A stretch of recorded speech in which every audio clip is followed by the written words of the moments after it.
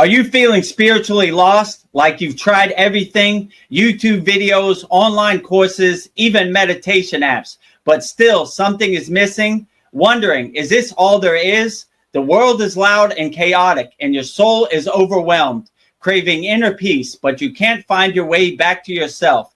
This is exactly why I created the Kriya Yoga Masterclass and my proven soul coaching system to help people just like you. This isn't a video you watch and forget. It's a daily spiritual lifeline that brings you back to your soul. So if you're done feeling lost and you're ready to start transforming, then come join us. This is more than a course. This is your lifeline. Go to kriyayogamasterclass.com right now to unlock your free 7-day Kriya Yoga Masterclass trial. Plus, when you sign up, you'll receive 100% free private one-on-one soul coaching call with me, Vedagurudev. In that call, I will personally help you overcome whatever's holding you back and guide you into the happiness you've always been searching for. Kriya Babaji Namo.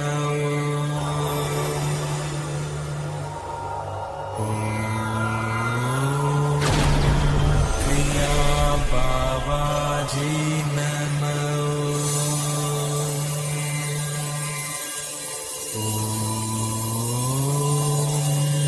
Kriya Babaji Namo.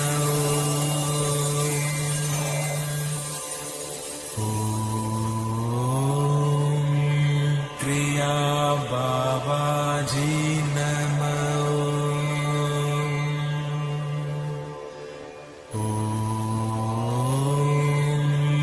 Kriya Babaji Namo.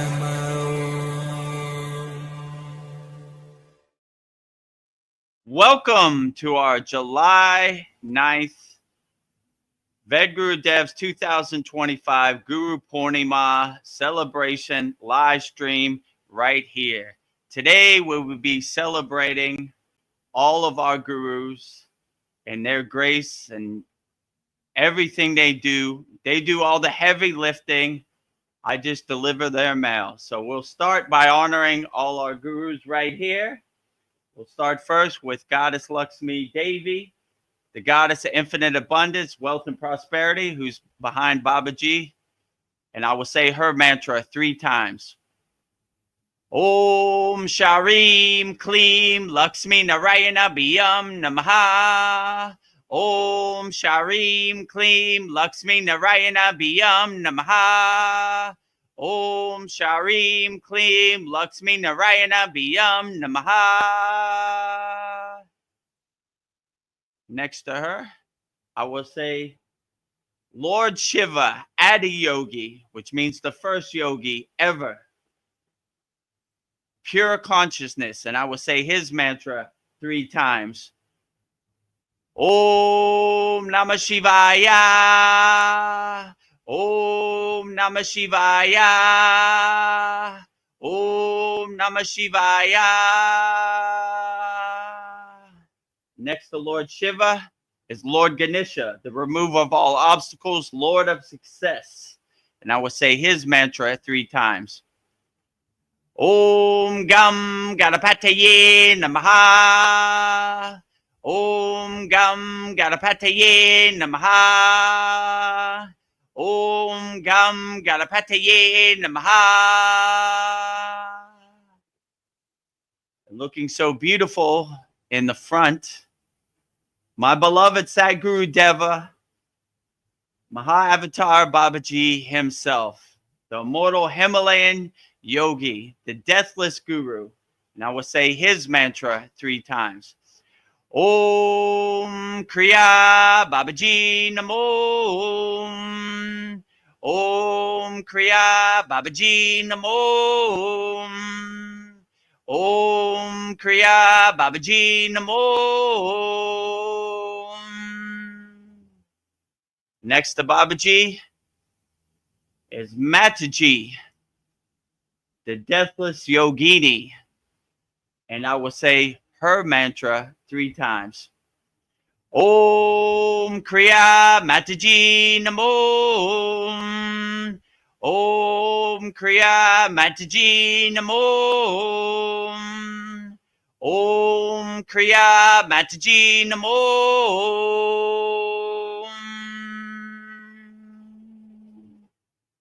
So in this 2025 Guru Purnima celebration live stream, we honor all of our gurus, all the ascended masters, all the Kriya yogis that have come before us, all the light beings, all the lords, all the goddesses, all the devis, all the highly evolved, enlightened beings on the astral plane who have laid the groundwork and gave us the blueprint, the kriyas to practice to get us on the lightning path, the fast track to enlightenment.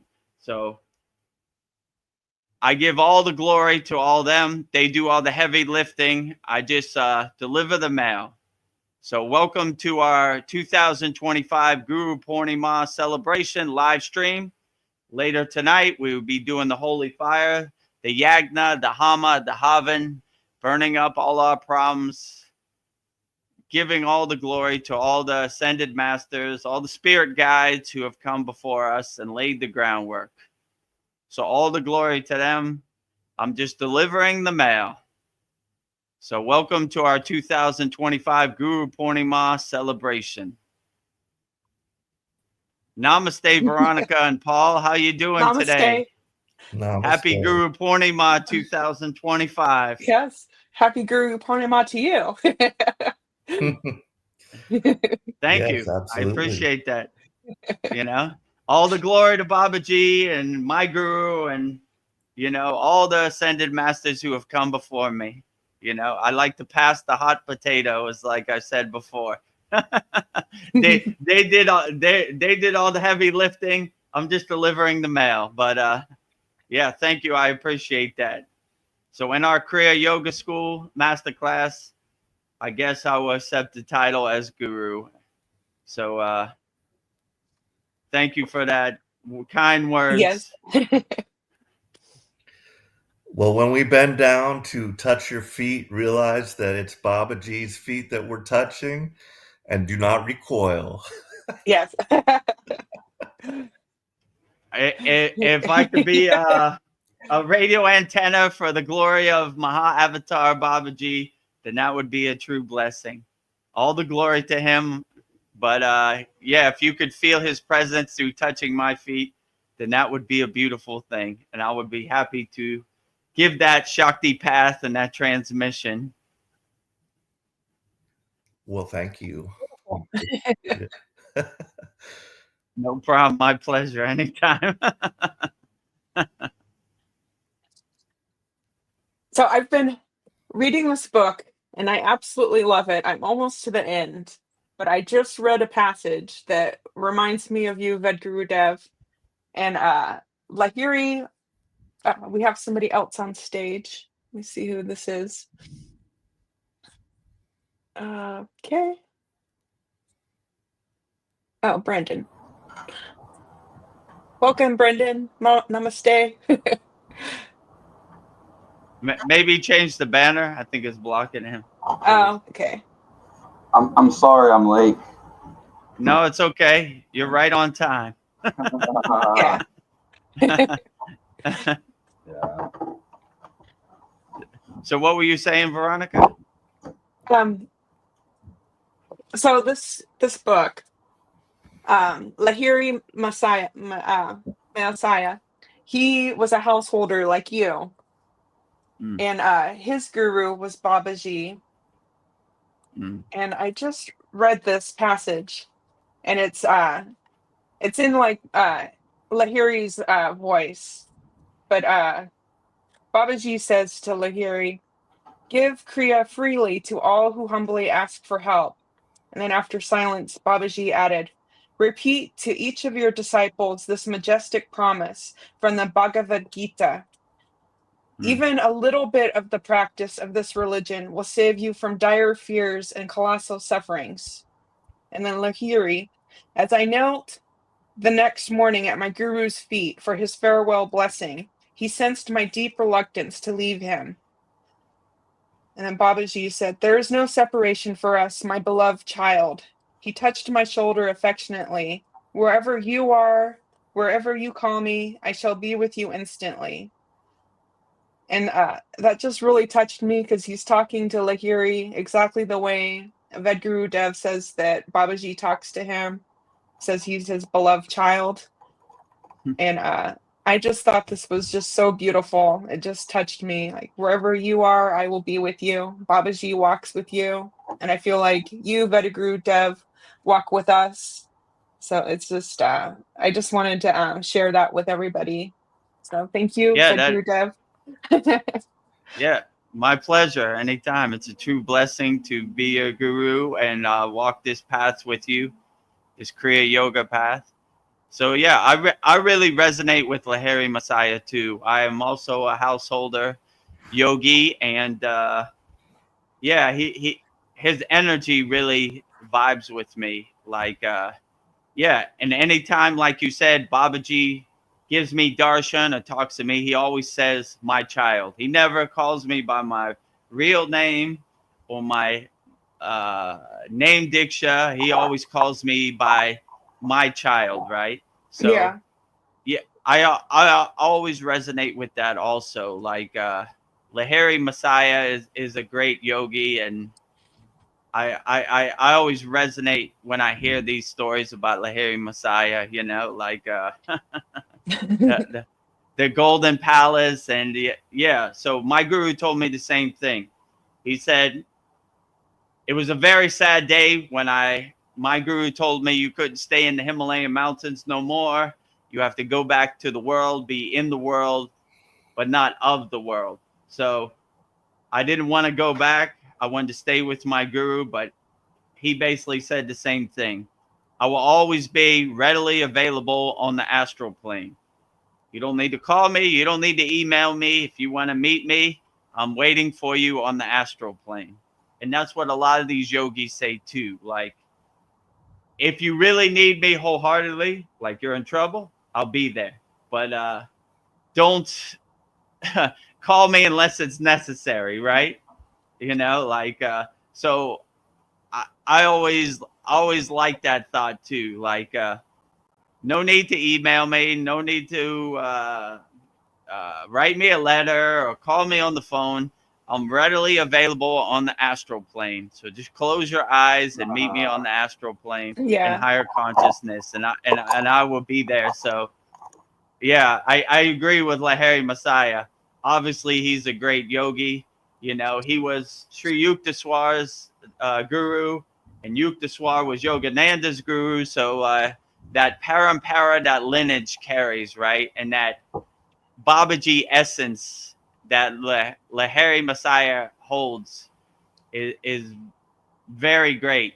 And I aim to be that. So when you say I see a Lahiri Messiah in you, and he has the same presence as Babaji as you, that is a absolute true blessing. Because who is a better yogi than Lahiri Messiah? You know, he's actually he's probably the first who really brought Kriya Yoga back to the modern world, and then he gave it to Yukteswar. Yukteswar gave it to Yogananda, and the lineage, the parampara, continues. So, yeah, it's a true blessing to be compared to Lahiri Messiah. But Lahiri Messiah is doing all the heavy lifting. I'm just conveying the message, delivering the mail.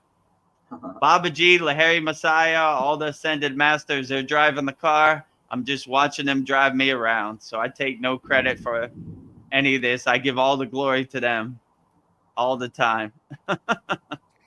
Yeah, and I Yeah. like Babaji gave you the same message, give Kriya Yoga to the world. So I just think it's like, I don't know, it's like, yeah, you're like the new Lahiri Messiah. I'm the 2025 Larry Messiah. Yeah. Yeah, so Babaji basically gave me that same message, give Kriya to the world. Wholeheartedly, no expectations, just help as many people as you can. So that I feel is my ultimate goal, you know. Help as many people with Kriya as I can, and uplift as many people with Kriya as I can. And yeah, try to be a good example. If I could do it, anybody could do it. Like, I don't come from, I wasn't born into a yogic family. You know, I'm from the Western world, like everybody else in our school. And yeah, if I could do it, anybody could do it. So most of the time, a lot of the people from the Western world look at yogis, say, oh, I could never do that. I don't have a long white beard and I don't sleep in a cave and I can never meditate all day. But I just want to be a living example, a pointer that if I could do it, anybody could do it. So there's no magic here. I'm just doing the inner work and trying to help as many people and guide as many people as possible. Yeah, so I've got an interesting story about that book too, because when I was like early on the path, I was, like I'm searching like, what is this all about? And I'm like in half price books and I'm like in the spiritual section and like I'll just like be looking through all these books and I found that book and I did also listen to the whole thing because they have it on YouTube as a like audio because it's a long book. But I said to myself something like this, if this is the right thing for me, then let there be a signature from Yogananda in the book. Yeah. And so I went through the book and I didn't specify, like as you said, like when you're like writing your stuff down to burn in the yagna, be specific. I did not specify it had to be like handwritten. So like I found like where he had like signed the book, but it was, in every book. But I didn't specify, so but I took it like, oh well, I didn't specify and there's the signature. So, I think this is the right path. But I find all kinds of things, in Half Price book, just, something will just like call out to me and I'll like, this looks interesting, grab it. And yeah, and little by little, you're led down the path. You find one thing, then another. And, then eventually a guru will appear. Thank you for appearing, sir. My pleasure. It's my true blessing. Yeah, it's weird how this path of like Kriya Yoga, when you start walking it, things just the pieces of the puzzle just start coming together, and you get these kind of confirmations when you kind of surrender or do your practice wholeheartedly. Like, like I've said before, like in the voice of Babaji, I got a darshan one day. It said, turn to page 525 and you will see yourself. And I was like, man, no way. I think I'm going crazy. I don't, what's Babaji talking about, right? All right, I'll play the game. I'll go along with it. Sure enough, 525. I'm looking. That really does look like me, So it's weird how these things when you kind of commit yourself or you give yourself the intention, like I'm gonna do this Kriya Yoga practice wholeheartedly. It starts to drive your car and you just start to witness it drive you around. So that's why I say I take no credit for this, because I'm not no yogic scholar or no enlightened being, or I'm just doing the inner work like everybody else. So like, yeah, so it's weird how like well, if this is a true path I'm supposed to be on, there let there be a signature of Yogananda. There is a signature of Yogananda. I thought you meant like a real signature, like he really signed it. I would be like, wow, that's a classic, right? Yeah. How many people have a book signed by Yogananda 100 years ago? So, Yeah. but just the darshan or the intuition of trying to manifest the signature and there being a signature is also a true blessing also, so it just get these breadcrumbs and these signposts along the path that you see it like, oh, okay, I think I'm going the right direction. Things are starting to come together. I don't know how and why, but it is. So I give all the credit to Babaji, as always. Like I say, he's driving my car. I'm just witnessing him drive around, but he is the driver and I am just a witness, or like I said before, God is the doer. I'm just the witness, you know. He is the animator. I am the animation. Like I said in the class, not my will, but thy will be done, you know. Like, I take no credit for it. God is just using me as a mailman, a radio antenna to transmit the signal out to the world. So God is the real doer. He's doing all the heavy lifting. I'm just in awe and witness of God. He's doing the best job out of anybody. So when I do my yogic practice every day, I dedicate it and offer it to God, Babaji, whichever deity you resonate with.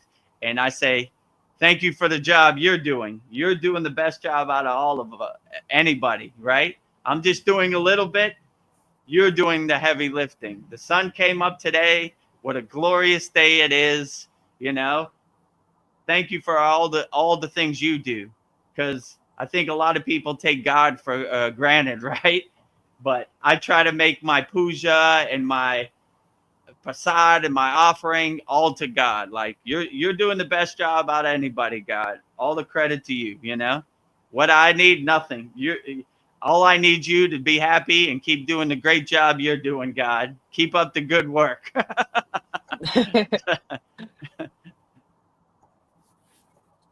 Actually, let me put up my fan bell. Let me put it up. Okay. Vedagurudev, actually, your mic is kind of, you might want to push it up. I didn't realize it was down so low. Can you see it? Yeah, I can see the mic up, poking down. All right, let me put it down. Better now? Can you still see it or not? Let me put you on full screen. Let me see. Yeah, I don't see it now. So all is good Okay. in our world. Back to the programming. Yeah. You know, everything is set up. The mic looks good. The fans are all set up. As soon as you get on the live stream, they fall over. The mic comes down a Yeah. little bit. It's all live. No Memorex, as they would say, right? I had multiple questions. Okay, great, Brendan. I'm not gonna ask them all right now. Okay. I mean, you could ask as many as you want. You Yeah. know, we're gonna be on here for a while. We would be on here until next week if we were asking the questions. But I don't know if, like, you don't want to talk about this like right now. So some of them I'm not sure, and because some of them are about specifically the Kriyas. Mhm. And my best question for now is, like, I wanted to go over all the bandas, The bandas, right? and I just don't know if you want. I don't know if you're like live on YouTube and you don't want to like go over that right now, because I get that. Yeah. So I mean, I could go over it briefly. So the first banda is called the root lock, which is the Mula banda. Second one is the abdomen lock, which is Uddiyana banda. The third one is Jalandhara banda, and the fourth one is all of them together, which is called Maha banda, right? So you squeeze them all together. So yeah, so that's basically a loose description of the bandas. Did you have a specific question about the bandas? Well, I thought you said we're to breathe through them, but when I seen the upper two, you only hold. You actually hold the upper two. I just wanted to reinstate that. And Well, yeah, you hold all of them. So you have a light squeeze with the root lock. You have a light squeeze with the abdomen lock, and Jalandhara, you bring your chin to your chest and lightly place it on your chest. And so you basically kind of go from the bottom up, squeezing, and you engage all of them in Mahabandha. Yeah, but when you did them individually on the breath, sorry, you actually held the breath when you did that. When you did the upper two, you said hold the breath in the class. Yeah, I mean, some people like to hold the breath. There are different yogis that say hold it, but I found it a better practice to lightly breathe when you engage them, right? So Okay. you could go kind of deeper into it, you know? If you hold your breath, you're going to only be able to hold it for, I don't know, 2 or 3 minutes, whatever you could hold your breath. But if you really want to go deep, you kind of lightly breathe and like engage them. You give each one like a light squeeze and you kind of hold it, right? And you like breathe lightly through your nose. Like that would be my best suggestion for the bandas. Because if you hold your breath, you're only going to be able to go so far. So my guru always used to say no breath retention. Yeah, and I remember that. They call it kumbhaka, which some yogis they hold their breath, right? That's what they call kumbhaka, hold a breath retention. They try to go deeper by holding their breath, but you can only go so far till you have to breathe. So I would just say lightly breathe through it, and like all these kriyas, they're most effective when you're in a relaxed, comfortable state. Sometimes when you hold your breath, your monkey mind starts to activate, and it's like, oh, we got to breathe now. If we don't breathe, we're gonna die. And so, like, you don't want that extra, like the monkey mind, the mental clutter. So it's just good to kind of relax into each kriya and be comfortable in each kriya and go as deep as possible. So that's why now that I kind of contemplated it, it's better to breathe and go as deep as possible and be comfortable than trying to hold your breath as much as possible. My guru used to say they call samadhi the breathless state of communion with God, right? But if you don't breathe, then it's not going to work. So he's like, it doesn't mean you're not breathing. It means you're breathing so light that it looks like you're not breathing, but you're still breathing. And it's good to be in a comfortable state, right? You don't want to hold your state because you don't want to hold your breath because that gets you out of the comfortable and relaxed state. And so, yeah, I would play around with it and see what works best for you, right? Because you know what's the best breathing pace for you and the best breathing rhythm for yourself, and that would probably be my best suggestion. So even the things we show in our Kriya Yoga School, take with a grain of salt and modify them and adjust them for your own needs. It's kind of like a loose framework, but if it doesn't work for you, you can modify it and adjust it so it works better for you. So I would say if you feel more comfortable breathing, breathe. And if you don't feel comfortable holding your breath, then don't. But yeah, in my opinion, now that I think about it, I would say breathe lightly as possible. Give each banda a slight engagement or like a slight squeeze, and do what works best for you. I would say modify it as best as you need. And should you squeeze behind the neck too? Then you can go. Like when or is that the squeeze when you bring your neck down? Yeah, the squeeze is when you bring your chin to your chest. Okay. That is the chin lock. It's not behind; it's in front. Actually, it's like your chin lightly placed on your chest. So that would be the actual squeeze. What I was going to say is one thing they always tell us in my yoga studio is they say to find the place between ease and effort. Because sometimes, you're putting in a lot of effort, you're in this very hard pose, but you can find places where you're tensed up that you could actually relax that or just, use a little less force. So I like that saying, the place between ease and effort.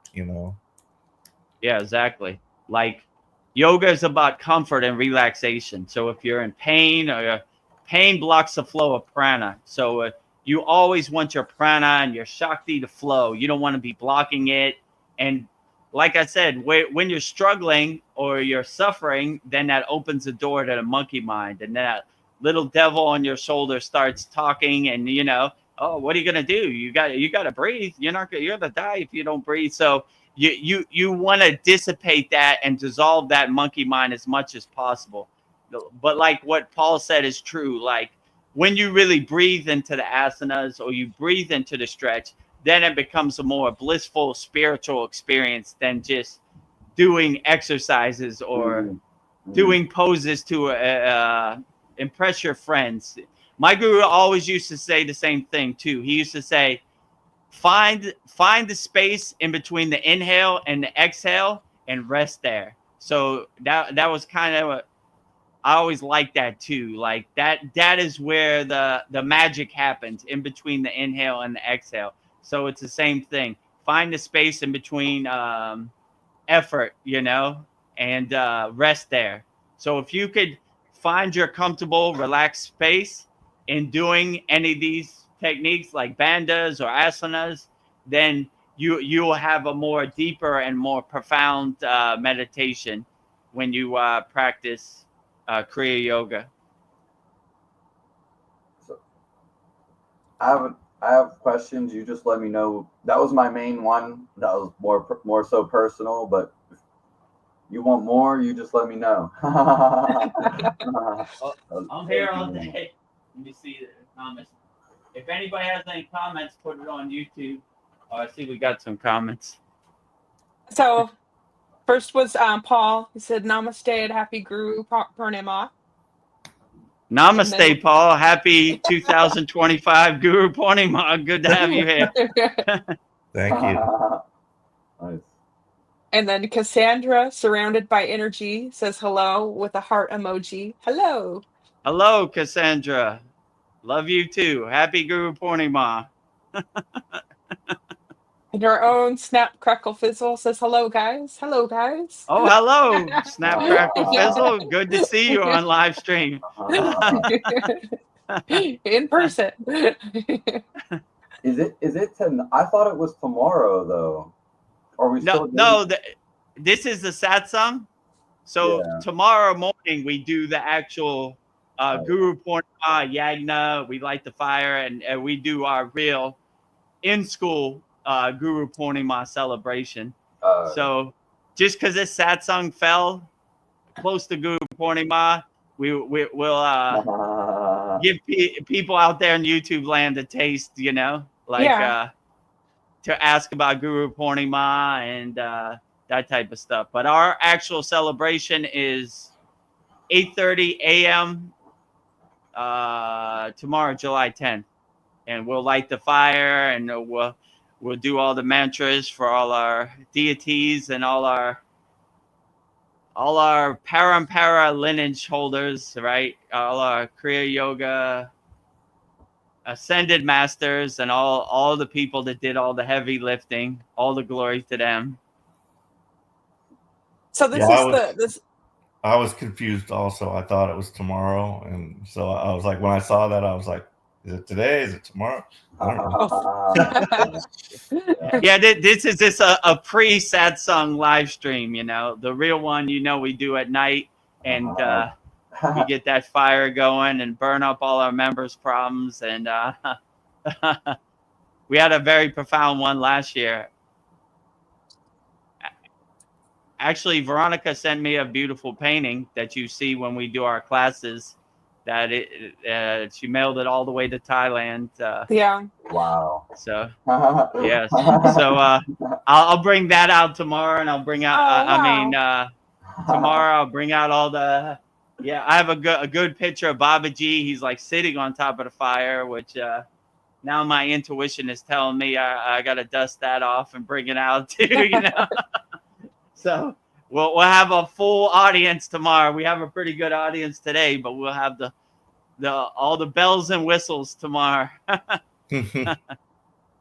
So how will you be honoring your guru today?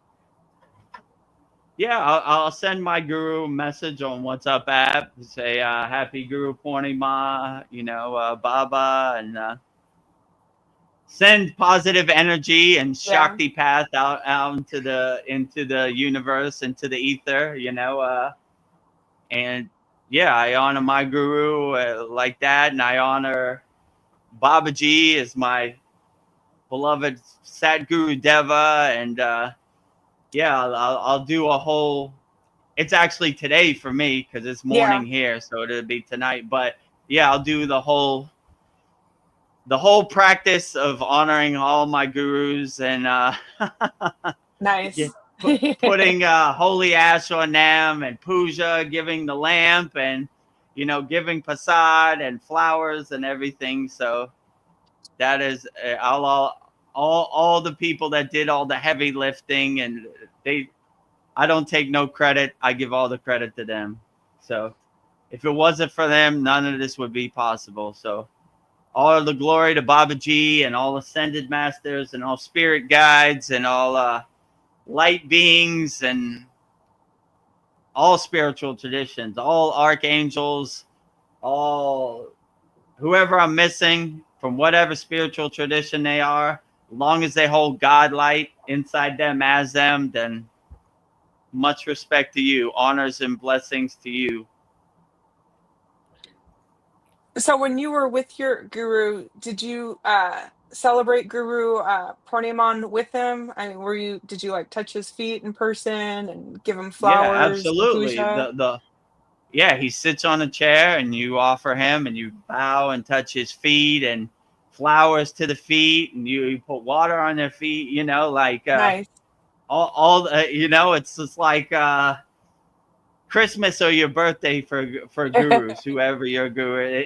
It's your one day a year. I mean, you honor your guru every day, but it's the one day you really kind of lean into it and go all out. Like, it's Guru Purnima. Like, you honor your guru, and yeah, we always have Purnima means the full moon, right? So you have all these rituals that you do that symbolize honoring the guru and honoring your lineage, like honoring everybody. I asked my guru one time, like, how far does our lineage go back? He says, well, if you ask me, it goes all the way back to Adi Yogi, Adi Yogi means first yogi, which is Lord Shiva himself. So he says our lineage goes all the way back to Shiva, so we honor Lord Shiva as the first guru, Agastya as the Param guru, which means like the God guru, so like basically everybody you could think of, we go down the list, right? And we do mantra japa, which is basically 108 raksha beads, one mala for each guru. So it's a full day of activities. So when you have so many gurus or so many people that have laid the groundwork and the blueprint, it's an all-day event or all-night event, let's say. All right. So, and once you start doing it, you're like, oh yeah, I forgot about that guy. And, I got to do him and him. So you basically honor as many people as you can, so it's a full night of adventure. Yeah. Full night of event. So are you fasting today too? Yeah, I'm fasting today also. Well, I guess it falls on a Thursday anyway. So yeah, Thursday is Guru Day, so I every Thursday I fast 24 hours normally. But Guru Purnima, maybe I'll go a little further. Let's go 2 days, So, yeah, so that's interesting you said that. Guru Purnima falls on Guru Day in 2025. Yeah. So it's super powerful. They say Thursday, Guru Day, is the highest day to align with the guru or the ascended masters or the spirit guide. So they do most of their practices extra on Thursday. So yeah, this Guru Purnima, it's even more powerful because it falls on a Thursday, Guru Day. So yeah, I think last year it fell on a Sunday because it was interesting. Very powerful day tomorrow. so super Wow. Guru Day today, right? Yeah. Guru Day and Gurupurnima all in one. So a true blessing. Thursday all around. Gurupurnima Nice. and Guru Day. So super Guru Day. So, So go on. oh, good. No, you. I Um, insist. Get off. Peter to you. No. Well, so these people in the Himalayas, the people you were with, Mm. this is going to be a very intriguing question. You said that they're doing these Kriyas all their lives. Most of them.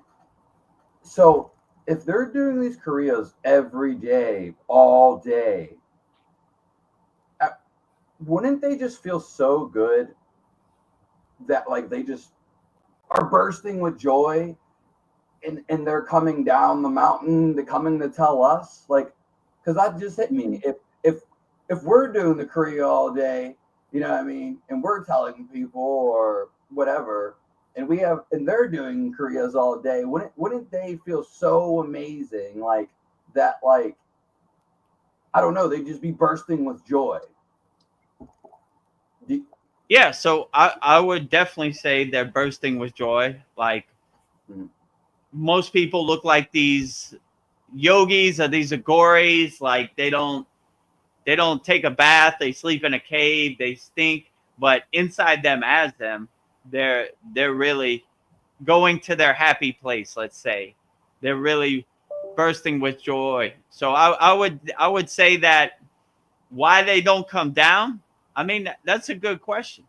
But they more look at the Maya delusional world like something they don't want to be a part of, right? Like, you know, even me, when I came down from the Himalayan mountains, my guru said, you can't stay here no more. You got to go down to the world and help people. I didn't want to do it at all. It was difficult for me, right? Like it took a while to transition and decompress, right? And come back to the world. Even though I know the world, because I lived in it before Kriya Yoga, it was a bitter pill to swallow. It's almost like going back. It's like going to jail for Kriya Yogis, right? Like, all right, I got to turn myself in. I got to do my time in this, you know, it's this ugly, materialistic kind of 3D kind of world. So that's kind of how they look at it too. Like even just coming down to go to like a Delhi, go to like New Delhi or go to like a city is like, please, I don't want it, you know? So they're kind of satisfied and content where they're at, right? And they kind of have the perspective, I'm doing my inner work. So I want to focus on me and do my best. My guru used to say, you're not helping anybody meditating in the cave in the Himalayan mountains or the forest, right? You know, maybe collectively you're helping people, you're raising the vibration, but you're not boots on the ground. You're not on the front line, right? So that was kind of the message he conveyed to me. Like, you have the energy and people can relate to you. So you need to go back to the world and you need to help people, right? There are already too many yogis here who aren't helping people. They're just doing their inner work.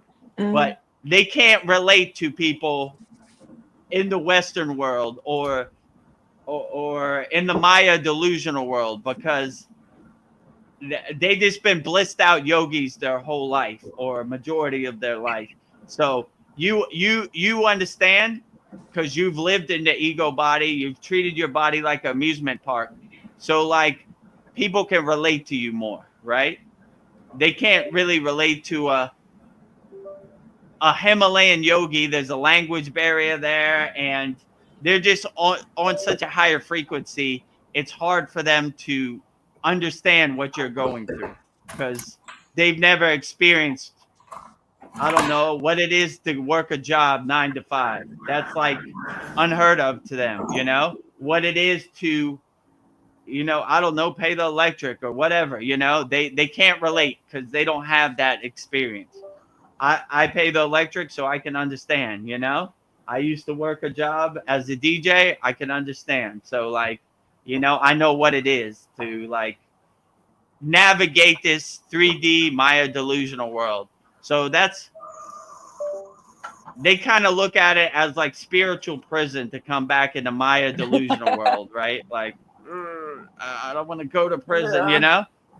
So, I mean, me too. When they told, my guru told me to come back to the Maya delusional world and help people, I was like, please, Baba, I'll wash your car every day. I mean, he don't have a car, but you know, I'll clean the ashram every day. But like, I'll do whatever it takes. Don't let me go back to spiritual prison, please. I made so much progress here. You know, it's like you can't stay here. You got to go. So, I looked at it as most yogis look at it kind of ugly. This kind of world, like, you know, and they say we only talk to people that can hear what we're saying. So they look at these lower frequency beings like, what's the point? I'd rather talk to a wall. A wall would get more spiritual knowledge than these people that are lost in delusion, you know? They're lost, they're attached to the Maya deluded world. So like, I'm not even going to waste my breath because they're not going to hear what I'm saying anyway. So that's kind of how they look at it. Like, no thanks. I'd rather stay in the Himalayan mountains with the Yeti and tigers or whatever's up here, you know, than go back and see those people, you know. And there's been many cases of yogis like Agastya. He traveled with animals. He just liked the vibration from animals. He didn't want to be around humans. He didn't want to see humans. He just thought it was kind of gross and kind of ugly and kind of dirty, their energy. So he liked the pure energy of an animal way better than a human. So that's kind of the perspective they have. Like the frequency, the vibration, the resonance of Om in the Himalayan mountains is way better than down there in the Maya delusional world. All right. And I don't want to get attached to it, or I don't want that to be my environment, you know. But my guru also used to say, to have real mastery of meditation, you need to learn how to meditate in the center of New Delhi. All the cars honking and all the noise and pollution and traffic, or like in the middle of Times Square. Like, it's easy to master meditation in a calm, serene environment where there's no distractions. But when you really master your mind and meditation, you master it in like the most chaotic, distracting place there is. And I when I was DJing, I used to take that perspective too. In the nightclub, there's so much chaos. There's so many stories. There's such loud music. You know, there's alcohol. People are smoking. So I used to take that perspective. I like to look at it like they say in the Bible, yea, though I walk through the valley of death, I shall fear no evil. So even though all these distractions and all these temptations and things are around me, I bring the light to the darkness, you know? And that's why, to break down the word guru, guru means light and ru means darkness. So it's almost like the dispeller of darkness. I'm bringing the light to the darkness, right? Guiding my disciples or my devotees or my students like a lighthouse through the darkness. So I try to keep that perspective. No matter how much chaos and distractions are out there, I still try to walk the path and put up my Kavacham shield and let it just kind of bounce off and not get attached to any narrative or any story. So the nightclub was a good training ground for me because there's so many individual stories and it's just crazy, you know? So I didn't get attached to it. I tried to focus my energy and just not get attached or not let anything attach to me in the nightclub. So, yeah, yea, though I walk through the valley of death, I shall feel no evil. Let me be a lighthouse to people that want to walk the spiritual path. Yeah. I was thinking that any of us that are here on this earth have like made that same decision. Like we probably were like, oh, not back to earth again, you know. Yeah. But you know, we're all here doing kind of the same thing. You know, we try to lift, you know, whoever spirits are around us, you know, and yeah, so Yeah. but Yeah, I look at it too like a newborn baby. When you see a newborn baby, they're kind of spaced out, like, oh, how did I get here? Where am I at? You know, and you get the memory wiped too, right? So you don't know anything, like what's going on here, you know? So anytime you see a newborn baby or like a baby, they're like, what did I do? How did I get here? You know, like they're kind of spaced out, like, what? How did I get here? Yeah. So yeah. I don't know. If I had to sign my soul contract, maybe I'd rethink it next time. Maybe next time I stay. Right? Like, or maybe I was like, well, this is my last rodeo, and all right, let me go as far off the path as I can, and see where this takes me. See if I can find my way back. So it took me a long time, and I kind of have the darshan that Babaji was like, if I don't save this guy soon, or I don't hit him with the lightning bolt, he's gonna be lost in the sauce. He's having too much fun on the ego path. So thank you, Babaji, for waking me up and getting me back on the path of Kriya Yoga. great. Yeah, so I had a veteran yesterday. I had another veteran come in, you know, and as I always do, I inquire, you know, I'm looking for UFO stories, you know, that they might have. This was a younger kid. He was like, I call him a kid, but he was like maybe around 35, and he had gotten a medical discharge, and he was wearing his Navy ball cap. He had tattoos and stuff, and you know, he came in wanting me to fix his computer, but you know, he had something that I really couldn't work on. So I started talking with him, and I said, "Oh, so you see anything, you know, during your, you know, your tour or whatever, anything unusual?" Because I got a lot of veterans. I'm always asking them. So instead of a UFO story, I got a ghost story. Mm-hmm. But he told me how, and it's weird because I watched this on YouTube. They have this thing called War Stories, and it's like this guy, he's a veteran, and he collected all these stories of what these veterans encountered. Some of them encountered like in Afghanistan, they had the Kandahar giant. So a group of soldiers supposedly got attacked by a giant, and you know, they ended up killing it, but they got one of them first. But and then, you know, other ones where they've encountered Bigfoot, and then weirdly there was some ghost stories like a haunted hospital, old hospital that got decommissioned, and this one where they had rescued a bunch of people, but there was like a lot of dead bodies, and they had to store them in the freezer, you know, to keep it from, you know, going bad, and then later in that freezer they had things. But anyway, this kid told me like that this chief petty officer had died on board, and like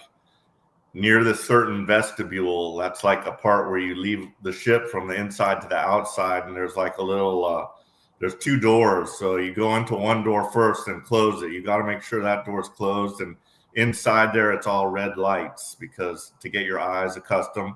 And then you open the other door because also you don't want any light from the ship getting out, because you know, you want nobody to be able to see you. But right in that area, you know, they said like people were hearing like all these footsteps and weird stuff. So I thought that was interesting. It was not what I expected to get, but I like all these paranormal things because it just, you know, it's a breadcrumb like telling you like, you know, whatever I'm seeing here is not definitely all that there is. You know, there are other dimensions. There is something above this, you know. So that's why I think I'm so into that kind of stuff, because it's just, I'm trying to like just wake myself up even more, you know, because the programming that pretty much like there's no God, this is just the way things are, there's nothing unusual here, nothing to see here, you know, and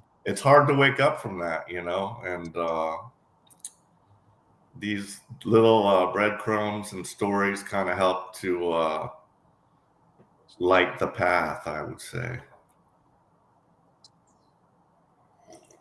Yeah, definitely. Like the book Veronica showed, Autobiography of a Yogi. There's all kinds of mystical stories and mystical powers, you know. So yeah, it's very interesting. Like these CDs that these yogis had and can accomplish. Like it's very interesting.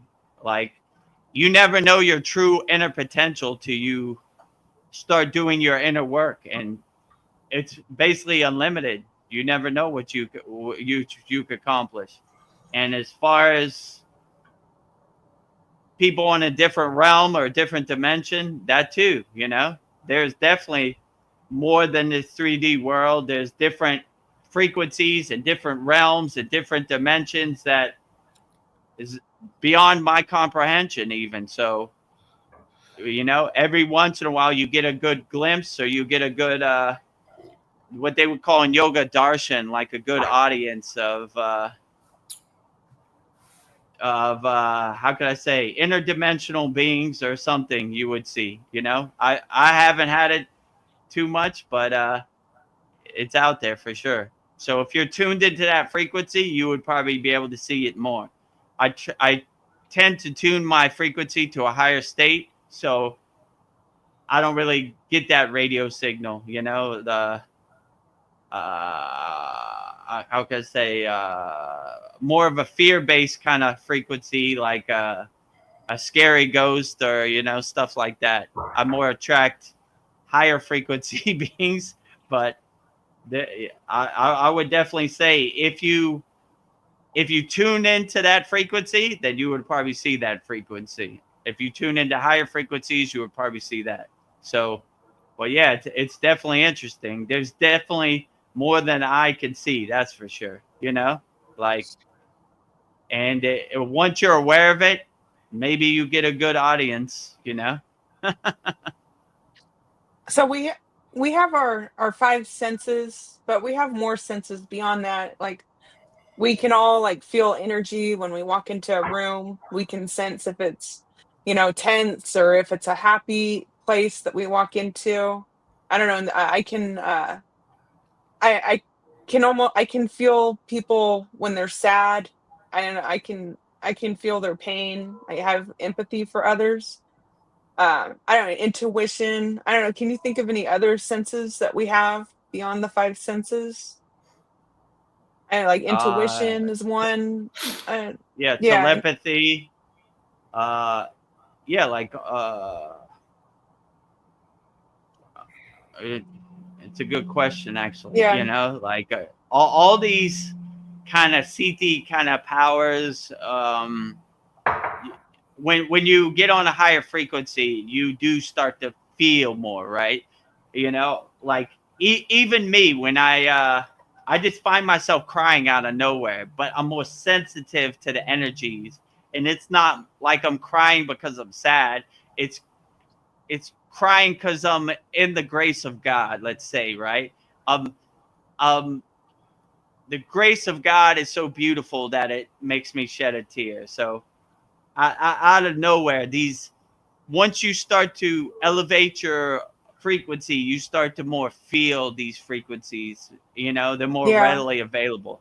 Most people, 95% of the people in the world just take it for granted. But when you really start to tune into your inner divinity and you start to align yourself and center yourself with your inner true self, you start to realize your true potential and you start to see your true nature, which is, like Paul said earlier, it's more than the eye could see. There's something definitely beyond this, and you start to tune into that.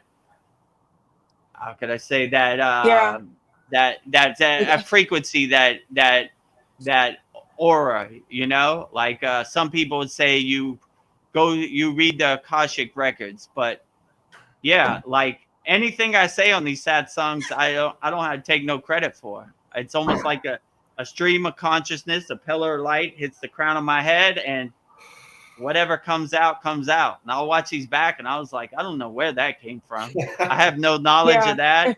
Like, Where did this information you come from? know, where does this, you know, like, that's why I like to say, I'm just delivering Babaji's mail. Babaji's driving the car. I'm just watching him drive me around. All the credit to Babaji, but I don't know where I get any of this information. I just speak from my heart and I just say whatever comes out. So all the So glory to Babaji. that's for that. interesting because you know, Nikolai Tesla, you know, he said he got his ideas, like he didn't think them up himself, but he was kind of like given that information. And then True. I've also heard that like at various times in the world, like people invented the same thing at the same time. It's like, Yeah. how is that possible? You know, it's like somehow Right. those, you know, that information was being sent down and certain people were able to pick it up and they just did what they do, you know. So yeah, that's totally amazing. You know, all that knowledge, all knowledge comes from God, you know. So True. it's interesting. Yeah, like where do these inventions or ideas come from? They're just out there in the ether and you're just kind of tuning into it, or they're tuning into you. Like, I like when Veronica says, I didn't choose Kriya Yoga chose me. Same thing with ideas, right? I take no credit for this invention. I don't know where it came from. It just hit me and I just executed it, you know. I made it a reality, but the idea came from somewhere else. I don't know where any of these ideas come from. There's somewhere out there in the ether, or where any of the stream of consciousness comes from. Like, I watch these satsangs. How did I just talk for 4 hours? What did I even talk about? Like, where did that come from? You know, like, so you are kind of tuning into something. And I think Nikolai Tesla is right. You kind of make yourself a radio antenna and align yourself, and then you're tuning into the radio station, and you're kind of, through like Kriya Yoga, you're kind of you're dissolving the static, right? So you have a clear signal, right? So if the message comes like, you know what, you should invent a water car. Okay, let me get to work. Yeah. I'm gonna put this there, and then the water goes in here, and this is how it makes electricity. Your brain just starts working, you know, like the pieces of the puzzle come together. How does that divine inspiration happen? Man, who knows, you know? That's above my pay grade. So yeah, That's funny so because I can't even say where it comes from. someone did invent some type of water car and he ended up dead when he tried to patent Yeah, that they all idea. do. Yeah, so Oh, that's interesting, right? Like, you can't stop our money. You got to go. You know what I'm saying? Yeah. Right. We make trillions of dollars off oil. Cars run on oil and gas and whatever. And if this comes to market, our money stops. So goodbye. Yeah. and that's what happened to Right. Tesla too. You Yeah, know? like, what a beautiful inspiration. I want to give free energy to everybody, right? No, wait a minute. If you do that, I can't buy a boat next week, right? So you got to go, you know, same thing, right? So you just begin to see the playbook of the black flag, let's say it, right? You know, they don't, their end goal is money, and they don't care who they got to throw under the bus or who they got to cheat or stab in the back to get that money, right? So if you're messing up their plan or their playbook, you got to go, you know? Yeah. Well, even you, So Vedagurudev, you want to give free Kriya yoga and you get grief from people. Like, be careful out there. yeah. When I walk across the street, I got to look both ways, right? It's forbidden Yes. for you to give Kriya yoga to normal people, right? Well, isn't that who we're supposed to help? We don't approve. Yeah. We excommunicate you from our yogi perspective. Yeah. I mean, We need to, all I need is my guru and to approve, and that's it. You know, what other people think, it's forbidden. Like, who are you, the Kriya Yoga police? Woo, woo, woo, woo, woo. You, Vedagurudev, you just talked about the bandas to Brendan. It is not permitted. Uh-huh. You have to go in timeout. You have to go to Kriya Yoga jail, right? Yeah. Bandas are not permitted on the internet, right? For regular people to hear, right? No, I just give wholeheartedly Kriya Yoga to the world. You know, well, no, it's not permitted, right? Yeah. And that brings me to a good point, right? We have a free 7-day trial in our Kriya Yoga school. Sign up, and I'll give you wholeheartedly all the Kriyas as much as possible. Veronica, Paul, and Brendan, they're all members of our Kriya Yoga school. They could attest to it. I'll walk this path with you. I'll get on as many calls as possible, and we'll try to get you the results and the solution you need. So just give me 90 days, and we'll see how far we can go with 90 days, you know. Just give it a chance. Give it a try. If it doesn't work with you, no harm, no foul, you know. But just give it a try. You know, what's the worst that could happen? Or the best can happen, maybe you're the next Yogananda, right?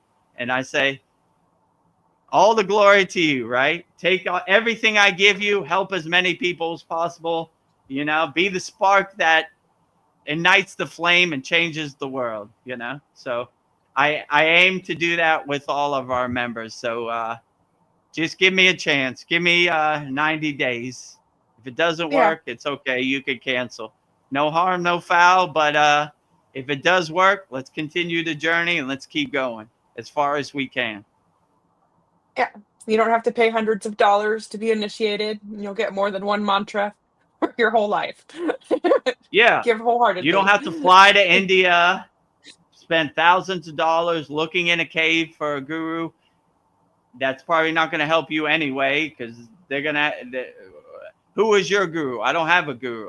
So they basically look at you like spiritually bankrupt, right? If you were worthy of this path, you would have a guru, or a guru would accept you. You don't have a guru? You know, what is your name? My name is Bob. Oh, no name Diksha? I can't divulge the secrets. That's why I like on the internet. A Himalayan yogi told me this, like, come on. They ain't talking to anybody. Because even me, they would be like, what's your name? My name is Vedagurudev. Oh, this guy has name Diksha. So he does come from a lineage or a parampara. Who's your guru? Swami Vedananda Saraswati. Where is he at? He's right there. Is this your disciple? Is this your devotee? Yes. Okay. Let me show you how to levitate. So that's basically how it kind of works. So anybody with a name like, my guru used to say, don't learn Kriya Yoga from somebody named Bob Smith. Learn Kriya Yoga from somebody named Yogananda, right? Like, this person has dedicated his whole life. They've experienced it. They know it. They're just not somebody who saw some things on the internet and trying to Frankenstein it together. They have direct Shakti. They have direct transmission. So they could teach you better. I mean, if there is no Yogananda around and there is somebody named Bob Smith, then I would learn from them. It's learning something is better than not learning anything. Let's say it like that. But if you have the option, Yogananda or Bob Smith, I would take Yogananda all day, every day, you know? So, that's basically what I would say. What I'll say about, like, my experience with another yoga group that was it was an online group. You know, I post some, you know, they're good too, you know, but they are kind of dogmatic in their, you know, how they present it, and they do stick to the initiate thing.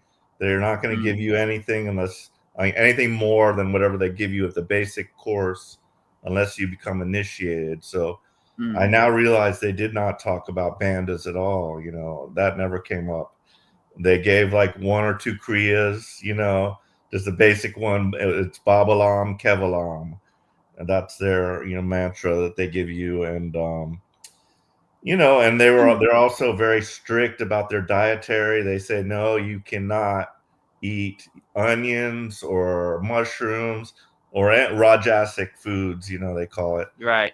And Garlic. Yeah. garlic, yeah. A garlic, he says he can smell it. Like if a guy comes and he's had garlic, he'll smell it. And like he says that clouds your mind, you know. And in a sense, I can understand that because plants have natural defenses because they don't want to be eaten, basically. But so there are some, you know, substances, but through the thousands of years that people have eaten these plants, we've probably developed some type of immunity to it, I would say, to where we just get the benefit, you know, because garlic is good for you in other ways. But so I really don't know if that's true about the clouding of the mind with garlic, but I've never tried to go garlic free because I love garlic. Yeah. But Veronica sent me a video the other day, and it was this yogi, like this Agori, smoking, right? And the guy was like, well, you're a yogi, you shouldn't smoke. He says, my inner work, my awareness is so high that nothing can affect me. So that's the way I look at all this, right? Like, if you're affected by garlic and it clouds your mind, then you should do more inner work. You want to get to such a state that you're unaffected by anything. If you want to smoke, you can, right? It doesn't make you less of a yogi. You've done the inner work. Like Neem Karoli Baba ate a bunch of LSD pills. He was unaffected, right? So these yogis, they've raised their frequencies to such a high level that I find it highly unlikely that something like garlic or something could affect them, right? If you're not affected by 20 LSD pills, then garlic is nothing to you. You know what I'm saying? It could definitely not cloud your mind. So I would take it with a grain of salt. And you got to understand, how would they know how your body reacts to anything, right? They're just making guesses, right? You know, like, well, they don't understand your constitution. Only you could say what makes you feel good. If you take garlic and it clouds your mind, maybe it's true for you, you know?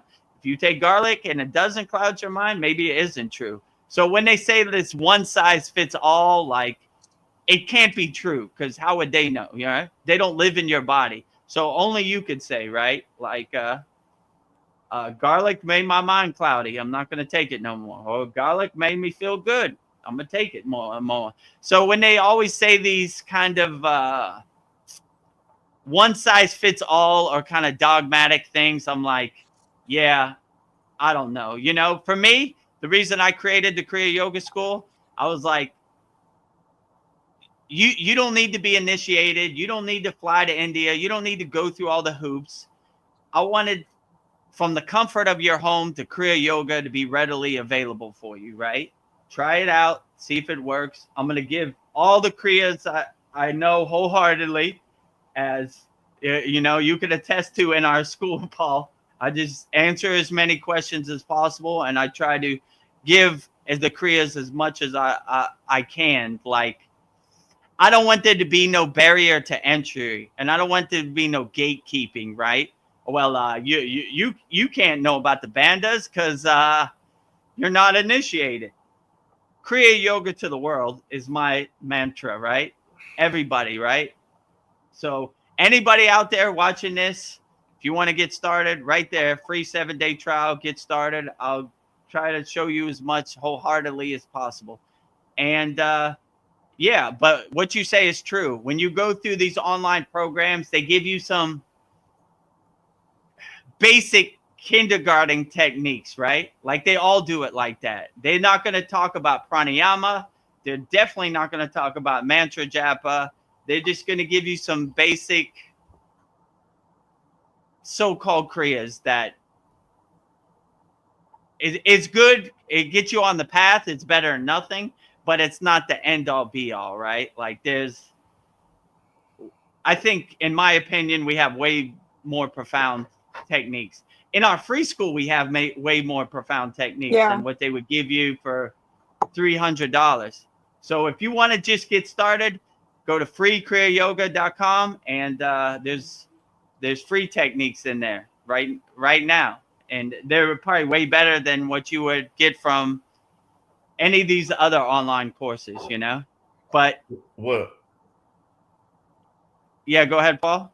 what I would say though is, if I'm constantly eating garlic, that's my natural state. I will not even know if my mind's clouded. So it would be a good idea just to try it sometime. Like, let me stop eating garlic for like a week and see how I feel after that. See if I noticed it, because it's probably a very subtle thing that, you know. And as far as the smoking, yeah, that's fine. You know, I'll be the enjoyer. But if you're compelled to smoke and it's like a habit that you kind of need to do, and that kind of is the way it is with me with nicotine and with alcohol. And I know this is a problem, um, but then it's a problem, you know. But if he can just smoke or not smoke and it's not no big deal either way, then you know that's fine. You know what I mean? Yeah, I would test everything. Like I say in our class, the supreme science of yoga. Test it, observe it, experience it, and know it, right? If it really clouds your mind, then I would discontinue it, you know? Like I would just stop doing it, right? It's not working, you know? So anything they say, I would test it and see which works best for you, right? And if you do it in moderation or you're unaffected by it, it's different, right? But you don't want to be attached to it. Like once it becomes like a second nature thing that you do every kind of day, that you have to do to sustain yourself every day, then it becomes like more of addiction. But if you go in 7-Eleven and you eat some M&Ms once a week, you're probably not going to be affected. If you eat M&Ms all day, every day, you're probably going to be overweight and you're probably going to have diabetes. And, you know, so you are the king of your castle and you do what works best for you, you know? So I would just test anything you do and see how it makes you feel, and look at it, like self-observe yourself and say, I ate some M&M today, but I don't feel off, or I don't feel sluggish, or I don't feel any fatigue. Well, okay, moving on. I'm not going to eat it every day, but M&Ms are a good treat every once in a while, you know? If my daughter, her friends have a birthday and I eat some birthday cake, I'm not going to eat birthday cake every day, but special occasion, why not? You know? It's Christmas. It's Thanksgiving. Have some turkey and have some stuffing. Enjoy yourself, but I wouldn't recommend eating turkey and Thanksgiving stuffing every day. But, you know, so in moderation, it's always good, you know? So, but I would test it for yourself, because other people don't know your body. You know your body better than you, because you understand your body. You live in your body. You experience it. So when other people tell you what you should do in your body, they're just guessing, you know. They don't have no clue how you feel inside you.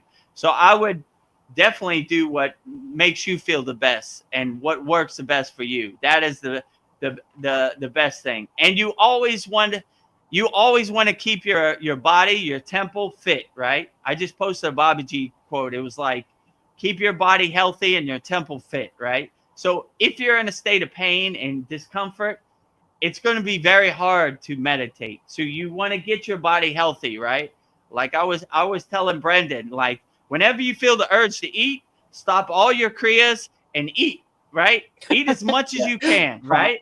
Like whatever it is, ice cream, bacon, eat, you know, because you get that nourishment as much as you can. Because if you're starving yourself or you don't feel healthy, it's going to be hard to do. These kriyas aren't going to be as effective.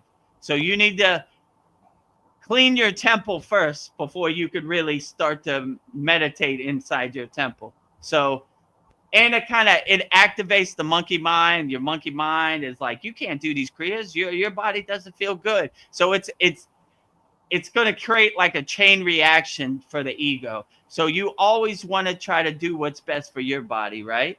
If you eat garlic and you feel great every day, eat garlic all day, you know? who cares what it says in what the yogis say or whatever, right? You have a different constitution to them, you know. Do what works best for you. That's what I would say, you know. They're not going to agree with me because they want you to attach to that dogma, right? Like one size fits all. Like I think Brendan told me, if you do Nadi Sudi and you land on your right nostril, you're going to go crazy, right? And I was like, Yeah. not crazy, you know? So it's not one size fits all, right? You know your body better than anybody. That's why in our Kriya Yoga School, we give hundreds of Kriyas, right? We don't want you to practice one Kriya for a year. What if you don't like that Kriya? You're going to quit yoga, and that's going to be even worse than practicing one Kriya for a year. So we give you hundreds of Kriya. Make your own daily sadhana, your own daily practice, right? I like this Kriya. I like this Kriya. I'm gonna do it every day. It uplifts me. It makes me feel good. So they're one size fits all, and their rules and their guidelines and their guardrails and their gatekeeping, I don't agree with. I think if you join our Kriya Yoga School, I'll give you as much as I can wholeheartedly, and we'll walk this journey together. So when they say you need to be initiated to practice Kriya Yoga, I don't agree with them. Kriya Yoga is for everybody, whether you're initiated or not, you know, and, you know, or, you know, so I don't want to follow those guidelines. I want to be open-minded, because Kriya, you should give Kriya wholeheartedly to everybody, not with no gatekeeping. If you fly to India and you come to my cave, then I'll show you something. Like, no, not necessary. I mean, later, if you want to spend thousands of dollars and go to India and not see any results, up to you. But I would, if you resonate with Kriya Yoga, I would sign up for our free 7-day trial. Try it out for 7 days. You know, who knows? You know. I have to go. Yeah, go ahead. Oh, you have to Okay, go? no problem, Brendan. Yeah, I got my microphone. But I will be here tomorrow, so. Nice. Okay, yeah. Join us for our real Gurupurnima celebration tomorrow. It should be a good one. Yes. And send in all your problems. Veronica sent me a whole page today, so we burn them up all, right? 2 pages, even more, right? So whatever you're going through, Brendan, and you want burned up in the fire, tomorrow's a special day, Gurupurnima, and we'll burn them all up, you know? No limit. So however long it is, go into as much detail if you want it private or public, and we'll definitely burn it up so it no longer serves you in the present moment. Thank you, guys. Thank you, Gurudev. Thank you. Thank you, Brendan. God bless. Have a great day. God bless you guys. God bless God you. bless you Always too. a pleasure having you. Jai Babaji.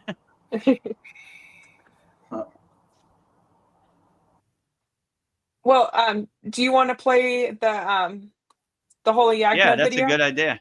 Okay. Yeah, so for people out there watching this live stream and don't know what I'm talking about, this is my yagna. This is like a fire pit where we do our holy fire every new moon and every full moon of every month. And tomorrow is Gurupurnima, so we celebrate our gurus, and we will also have a holy yagna fire. So I made a short video so you could see our members send in their problems. They email them to me, and I read their problems out, and I burn it in the holy fire, so it no longer serves them. You see it go up in smoke. So it's a benefit from joining our Kriya Yoga School Masterclass.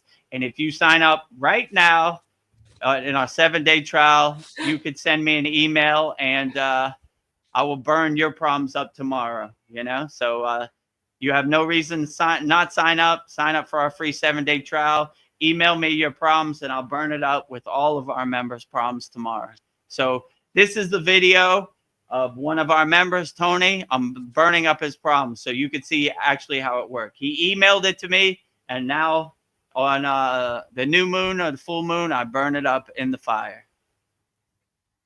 Our brother Tony Koo from Sacramento, California, USA Public. Burn in the Yagna holy fire. Burn away all subconscious beliefs, programs that no longer serve me. I have no longer identified or attached to any past beliefs. Lack, unworthiness, guilt, fear, judgment, past ego, attachments, doubt, negativity, and resistance. Burning all Tony's problems in the holy Yagna fire. Jyoti, Jyoti, Jyoti, Soyam, Jyoti, Jyoti, Jyoti, Param, Swaha. Next. So as you see, Tony sent in his problems. I burned them up. So if you have going through something and you have some problems, you want it burned up in the fire so it no longer serves you, sign up right now. Free 7-day trial. Go to kriyayogamasterclass.com. Click the red button. Start your free 7-day trial right here. And yeah, I'll send you a link to join us in the Holy Yagna Fire. And I'll give you my email and you could send me your problems and I'll burn them up. And you could watch it live tomorrow. We have Joe Kansas here. He says, Namaste. Happy Gurupurnima, Vedagurudev. Many thanks to you and this community of like-minded souls. Nice. Thank you, Joe Kansas, for being a member of our Kriya Yoga School Masterclass. And whatever problems you're going through, send them on over to my email and I'll burn them up. You know, I'll actually send the link and everything after this. And yeah, send them over. I'll burn them all up, whatever problems you have. So it's a benefit from being a member of our Kriya Yoga School. So whatever health problems, financial problems, family problems, emotional problems, send them on over. You know, I'll burn them up. That's my job. It no longer serves you. It's very satisfying to hear all your problems and just watch it go up in smoke. So we're doing that in a couple hours, right? You know, 8-10 hours from now. So sign up right now and I'll get your requests in and I'll burn them up tonight. You got time. Yeah, mine, I put a lot of detail in it. I have a job interview tomorrow. So, and it's like 5 hours after the Holy Yagna fire. So I put the time, the date, the street address it's on, the people that are interviewing me, as much detail as I could. And I made it public. Nice. I think makes it more powerful because then everybody else is like rooting for me. So I think I don't know, to me, I think it makes it more powerful if you make it public with our members. So yeah, that's why my is so long that I gave to you. I put in a lot of detail. I look forward to reading it tonight, my time, in the next couple hours. Yeah, so yeah, when you put as much detail in it as possible, it makes it more profound. It kind of zeroes in to where it is, right? Because you don't want to say, God, I want to win the lottery, right? He's like, well, what day or when does it happen or how much or which lottery ticket did you buy? So I like to really kind of lean into it and give as much detail as possible. Like, this is happening on this day at this time, you know, and this is how it's going to happen. And this is going to be the vehicle. So, yeah. So if you want to see how the Yagna works, sign up for our free 7-day trial, Kriya Yoga Masterclass. And we'll burn it up gladly for you. And like Brendan said, or Joe Kansas said, it's good to be around like-minded people and who you could talk to. Once you're on the spiritual path, I had this problem when I was on the spiritual path. Like, who do you talk to? Yeah. My mother thinks I'm nuts. My child thinks I'm nuts. My brother thinks I'm nuts, right? Like, what are you talking about, Babaji? Like, what you've gone crazy? So it's good to we have like a walled garden or like a sacred sanctuary in our Kriya Yoga School community where like-minded people uplift each other. Rising tides lifts all boats. So we would love to have anybody who resonates with this in our Kriya Yoga School family. So go to kriyayogamasterclass.com and sign up for your free 7-day trial. Try it out for 7 days. If you like the value we give and the benefits we give, and yeah, then continue the journey, and I'll walk this path, and I'll try to get you the best results and make it as most effective as possible. That is my true blessing and honor, and that is my promise to you. So I have a question for you. I keep hearing people saying that when you say amen, it's the same energy as om, but to me, I feel like om's more powerful. What are your thoughts on that? Yeah, well, I'm kind of biased. I'm a Kriya yogi, so all om all day, every day. Like I would say om is what they call the primordial sound of the universe, right? So like all the mantras we say always start with om. So it's basically opening the universe. So you have a direct phone line to whatever deity you're calling. My guru used to say, call Babaji's direct phone number, right? Like we're not doing any fluff. We're going straight to the source, So om is the primordial sound of the universe, or they would say the first sound in the universe, right? So like that's why all the mantras start with om, but basically it's opening the universe so you have a direct connection. Or just saying om alone is very Yeah, powerful, right? I mean, when I went to the Himalayan mountains, it just had a 24-hour day vibration of om, right? Thousands of millions of yogis have said om in the Himalayan mountains. It just resonates. It vibrates with om 24 hours a day. Like it's a 24-hour day vibration of om, right? So I would definitely say om is more powerful to me personally than amen, but amen is good too, Like in our Shakti mantra, we say amen just to give respect to all the bijas for all different spiritual traditions, So, I mean, if amen really uplifts you, then it's good. But I'm more of a om guy myself. yeah, But tomato, do whatever works for you. If amen resonates and makes you feel good and gets you into a higher state of consciousness, by all means, it's not one size fits all, right?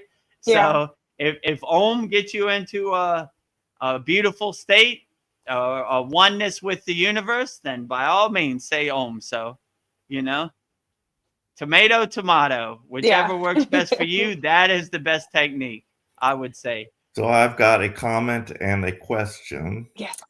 So the comment is, I heard that amen came back from the Egyptian days of the pharaohs, and it was like worshiping the sun. They were like, amen was something about, saluting the sun, but I heard that.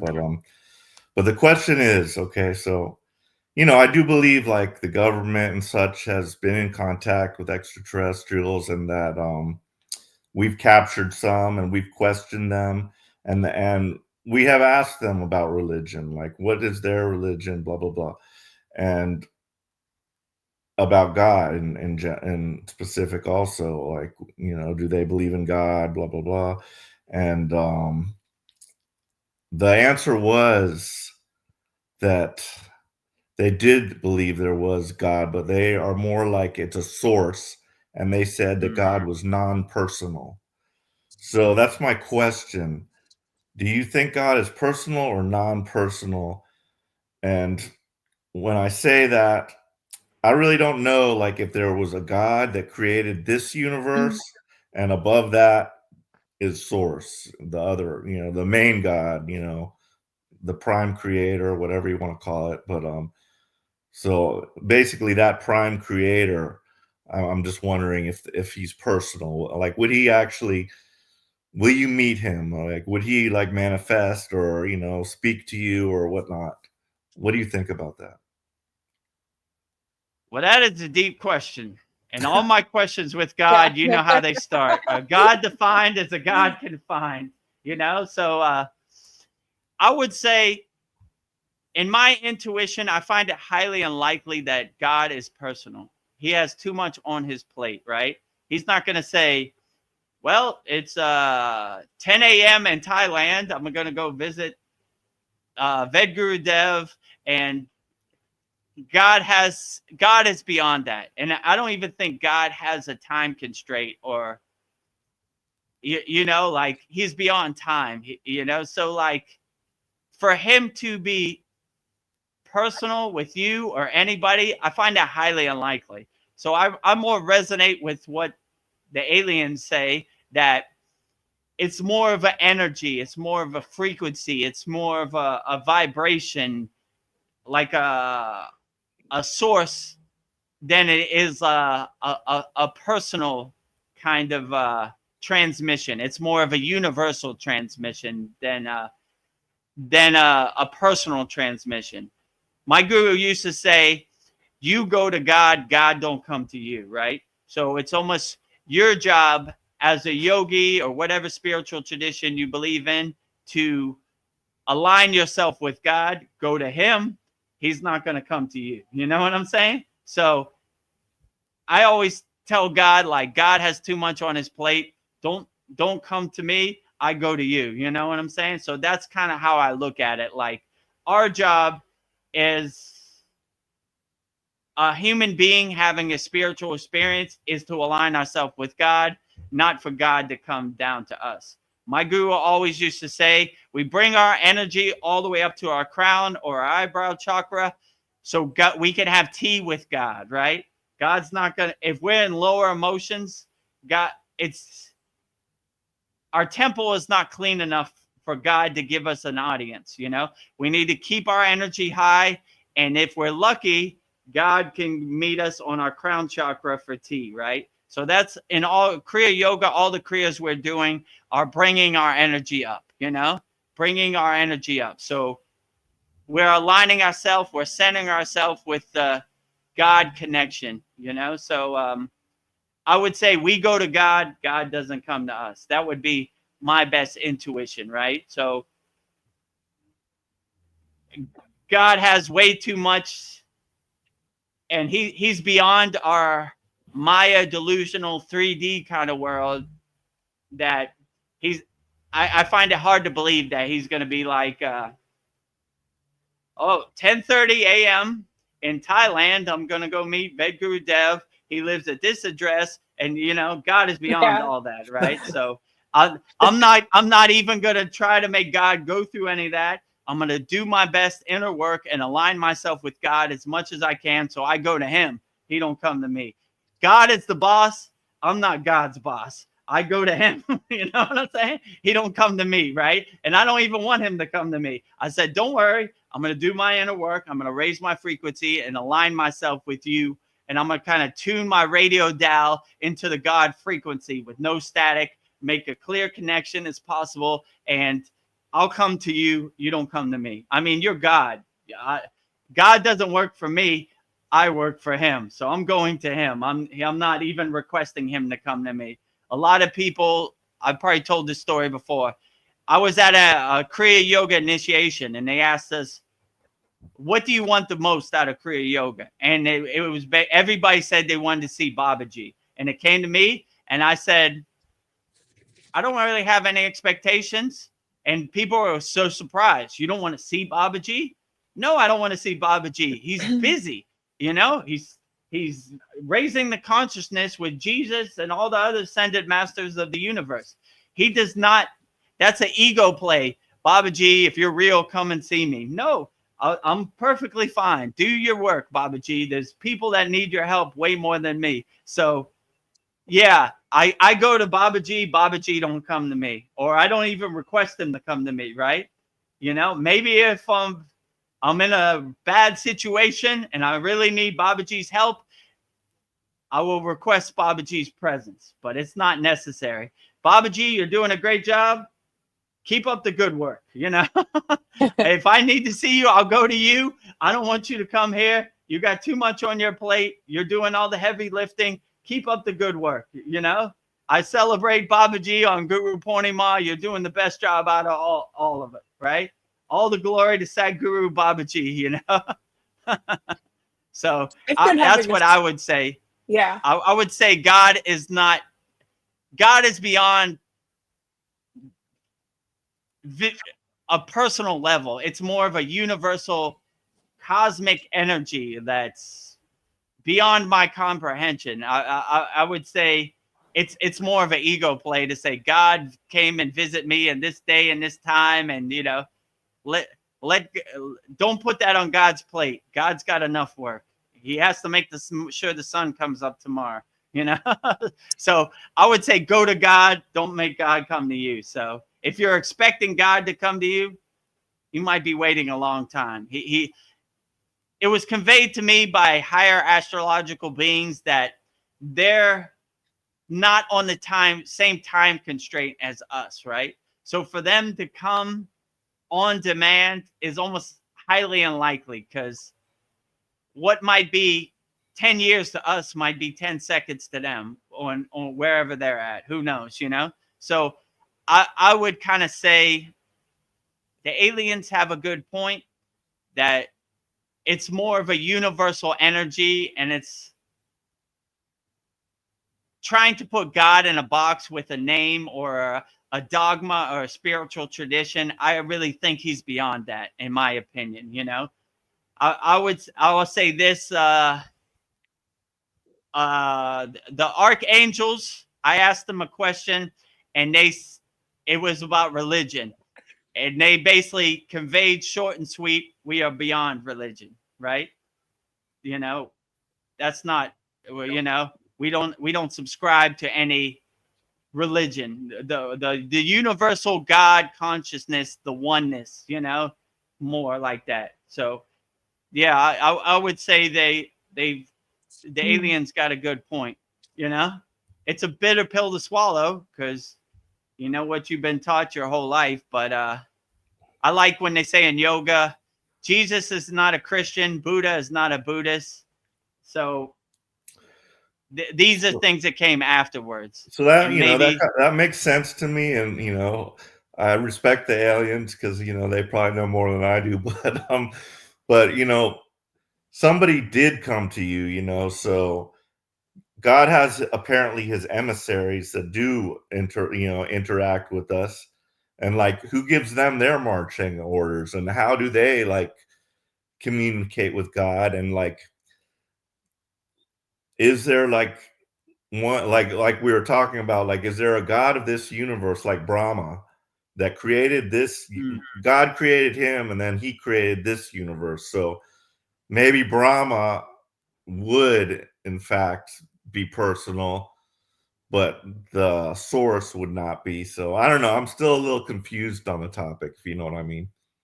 I like when Krishna says, I think it's in the Bhagavad Gita or one of these Vedic stories, Krishna comes to Brahma and he goes, which Brahma are you?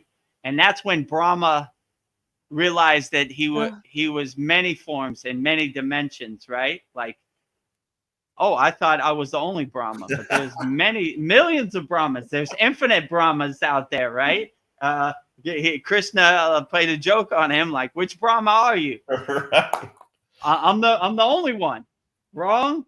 I've met millions of Brahmas in my time. So like, yeah, it kind of puts it into perspective. I would say, to answer that question as best as I can, God is so infinite that it would be hard for him to reduce himself to a lower being. That's why you get audiences of like ascended masters or astral beings as like his ambassador or his, like Tom Campbell says, a chip off the old block, right? A little chip for you to see the whole block, too much. It's going to blow your light bulb. You know what I'm saying? Right. I'll give you a form that you resonate with, or you can align yourself. That's why it was kind of funny when I had an audience of archangels. They didn't have anything to go by, you know? So they're like, all right, we'll just show him the form, you know? And when I asked about the seraphim, they didn't know what form to show me because I had no preconceived notion, right? So let's say they would scan my brain. What does this guy think a seraphim looks like? He doesn't have anything. He never thought about it. So like, I just like, show your true form, you know? Don't worry, I'm not gonna be scared. And it was kind of a second, like, this guy really wants to see the true form. I hope he's ready for it. Maybe he's not. Let's go. Let's give it a try, you know? And I was open to it because I've had many experiences in the Himalayan mountains where I'm not attached to the form. I'm attached to more of the inner energy, right? You're carrying God energy. You are my brother. I don't care how many eyeballs you have or wings, or doesn't matter. Doesn't scare me at all. I enjoy your inner energy and your presence, you know, and your essence. So yeah, that's kind of how I looked at it. So I would say what you said is right in my intuition. Like, God is so omnipresent and powerful that it would blow your light bulb just to see a 1% of God, right? So like, and you know, in the Bhagavad Gita, Arjuna told Krishna, let me see your true form. And he showed it to Arjuna, and he said, stop, you know, too much, right?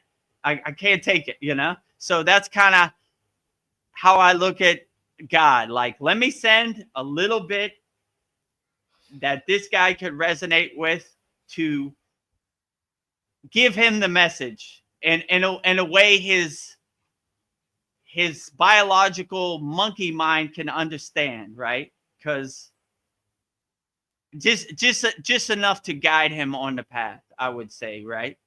You know, so I would say what you true. They do have. I mean, they wouldn't say this, but they do have a hierarchy where they send the foot soldiers from the higher astrological planes or realms, the higher realms, to meet with people who are open to it on the lower realms, you know? And it's not like a long conversation. It's like short to the point, you know? Like, like, do you have religions where you're at? No religion. One with God, you know, something like that. They would, you know? And yeah, so I would say what you say is true. The God basically breaks off a little piece, and that comes in the form of a littler piece as an astrological being, and they give you an audience, right? So yeah, that kind of brings it into perspective, and yeah, I think that's a good explanation. So, do you think one day we might create our own universes? And if so, what would yours look like? What would my universe look like? Yes. A happy, blissful place, peace, love, harmony, you know, no war, no murder, no harming, no violence, just a blissed out heaven kind of realm, you know, a yogic paradise, a yogic sanctuary, you know, everybody loves each other. There's no jealousy. There's no lower emotions. It's peace and harmony, and a beautiful sanctuary to love each other and uplift each other, and no need for lower emotions or harm or fighting or jealousy or anger or guilt. Just peace and love, you know. I know that sounds like a hippie's perspective, but that sounds very beautiful to me, right? Okay, would there be any danger involved? Would there be death No, and pain? You know, like no, none, zero.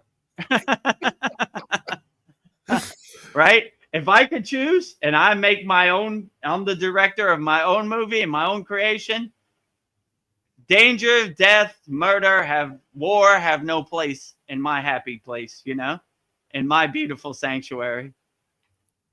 So can if I they come told live me in your universe? everybody's welcome in my universe when that day comes, right?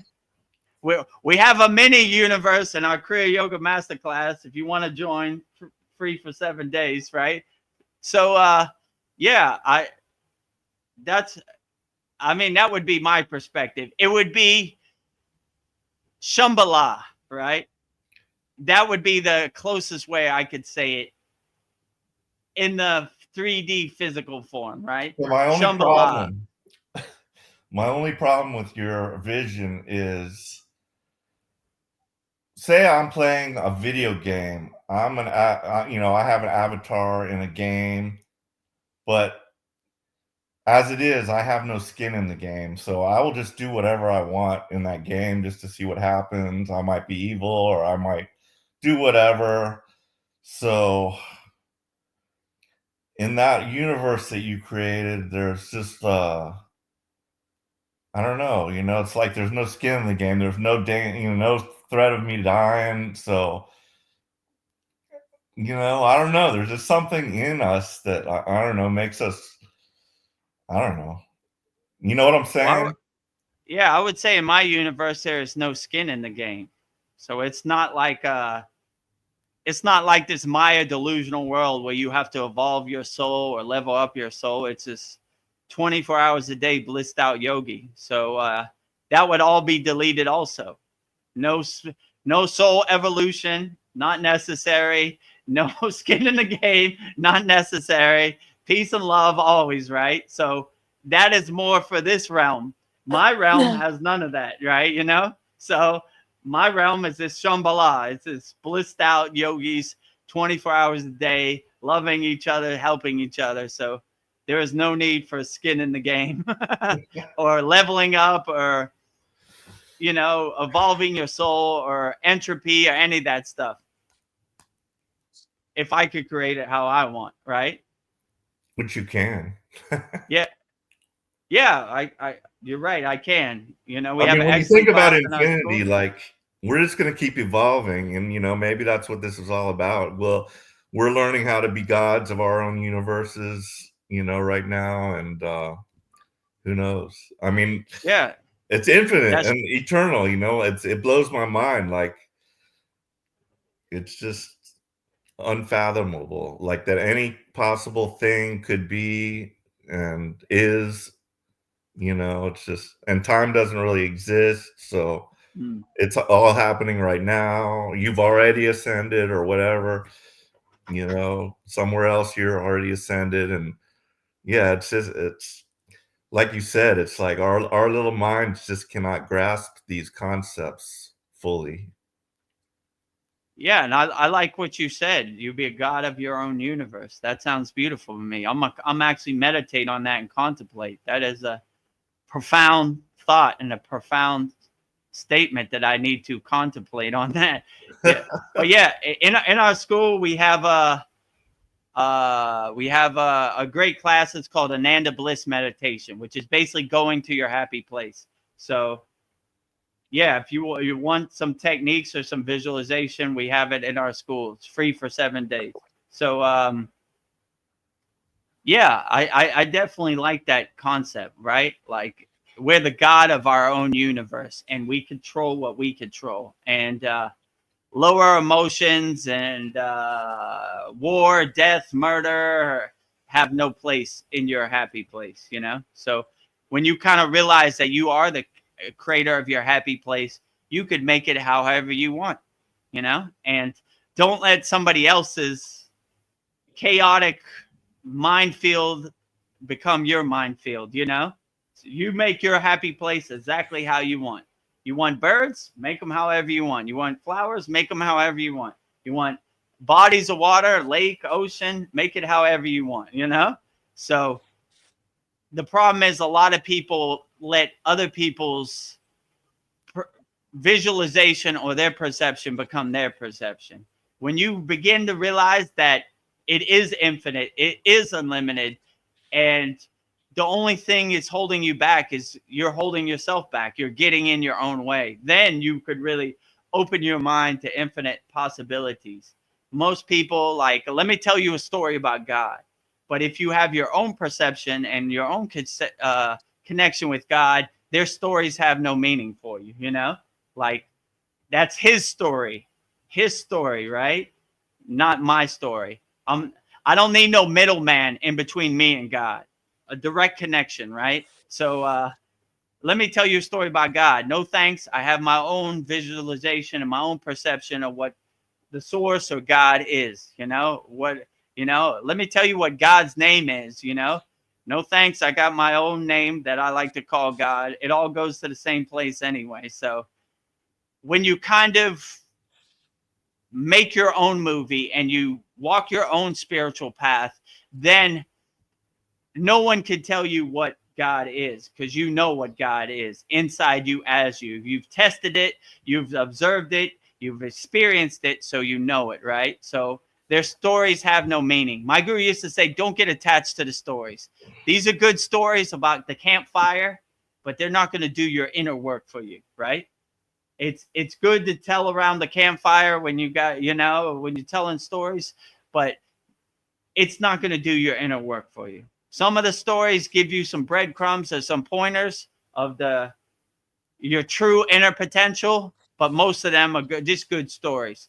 So do your inner work, write your own book, write your own story, and live your own truth and realize your own true inner potential. That's why it's called self-realization. We're realizing our inner self. We're not realizing somebody else's inner self. We're realizing our inner self. So if you kind of have that perception that you are the creator of your movie and you can make it as blissful as possible, you could call God whatever name you want. There are no rules. There are no guardrails. There's no regulations. It's unlimited. You will have a blissful, happy place with no rules and regulations. That's why when Paul said, is there murder, war, and danger? I said, not in my happy place. No rules and regulations, right? And that concept goes in yoga a lot, right? That's why we do this technique called Sudhi. We're always trying to clean out our ashram or our temple and make sure there's no dirt that follow us into meditation. So we're always letting go of all thoughts before we go in meditation. What am I going to eat for dinner today? Detach, let go. What Kim Kardashian wear to the Grammys? Detach, let go. Who's going to win the NBA Finals? Detach, let go. Detach, let go. Detach, let go. Any more? Clear. Okay. Now I'm going to go into meditation, and I have no thoughts that follow me into meditation. So it's a more emptiness. It's a more state of being that is greatly realized when you don't have the distractions of the mental clutter, the monkey mind inside you as you. My two detach, let goes right now are they're going to quit Diddy, detach, let go. And the Epstein list was not true. The FBI says now, oh, no, there's no list. Like all these things I was looking for. I'm like, no, detach, let go. Nobody's going to get prosecuted for Epstein. Diddy's going to go free, detach, let go. Yeah. Well, here comes Lucy with her football, and Charlie Brown's Yeah. coming to kick it once again, So I don't know, like I would just look at the world on the stage of life as like you look at as you watch a movie in a movie theater. You're sitting in the audience, but you don't feel you're in the movie. You're you have that suspension of disbelief. You just kind of watch the pictures go by and say, oh, that was interesting. I'm not trying to change the movie, who knows? Diddy had 1 million bottles of baby oil, but they couldn't convict him. He's the Teflon diddler. He gets away with everything. So I don't know, like the government likes the clout too, So in my opinion, how they went wrong, they tried to convict him on RICO. Like RICO, the guy's a freak, he's not a good guy, but he's not John Gotti or I don't know who are these other El Chapo or you don't have no conspiracy. So they try to shoot for the moon, shoot for the stars. They maybe hit the moon, right? It happens. They try to throw the book at you. Sometimes they lose. And I like it when the so-called elites, the so-called gatekeepers, they lose. Right? You're not untouchable. You lose sometime. They like to say the federal government has a 95% conviction rate to scare you. Oh, I better make a deal. They never lose, right? They just lost again. Good. I like it when the devil loses too, So these are bad people hurting other people, like Diddy's not off scot-free anyway, you know what I'm saying? He's a bad guy, If I see him walking down the street, I'm going the other way, right? I don't want to be around these type of people, whether they convict him or not, right? I just don't like his energy, you know? Like people who treat women that way, I don't want to be around them. Let's say it like that. So Epstein, same thing, right? Anybody who hurts a child, evil people, right? If you showed up at my house with a Brinks truck with $10 million, say you got to hurt this child for this $10 million, I said, take your money and get out of here. You know, your money is no good over here, right? So people that sell their soul for money or some fairy dust paper, toilet paper money, I can't resonate with them, you know? So both, you know, like what do you call it? Diddy has these freak offs where he likes to watch his girlfriend do certain things with other people. It's just gross. It's just dirty. It's ugly, right? I don't want to be nowhere around these devils, right? Epstein too. I bring underage children for my friends in power to have their way with these children. It's so gross, you know? Oh my God, it's so nasty, you know? Like, but I have $100 million in the bank. I don't care. You're nasty. You're dirty. You're ugly. You're evil.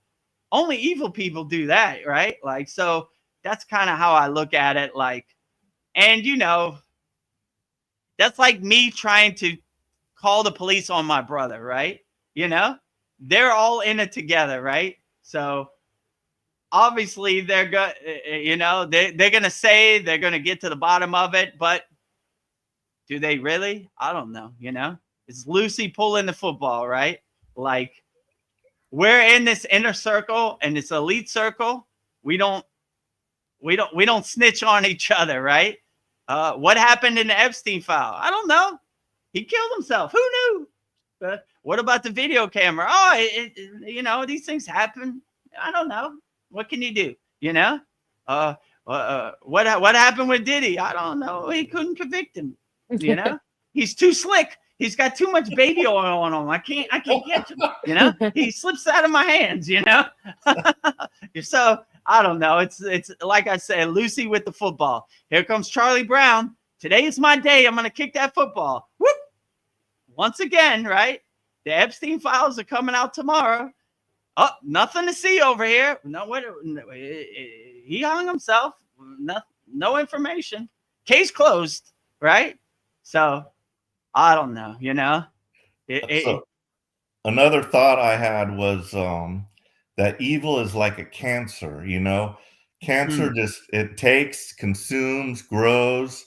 And then eventually the host dies, and along with it dies the cancer. So evil really makes no sense to me. It's like it's counterproductive. You're hurting the whole, and you're a part of that. And eventually, what you're surviving off of is going to die because you know you've sucked it dry.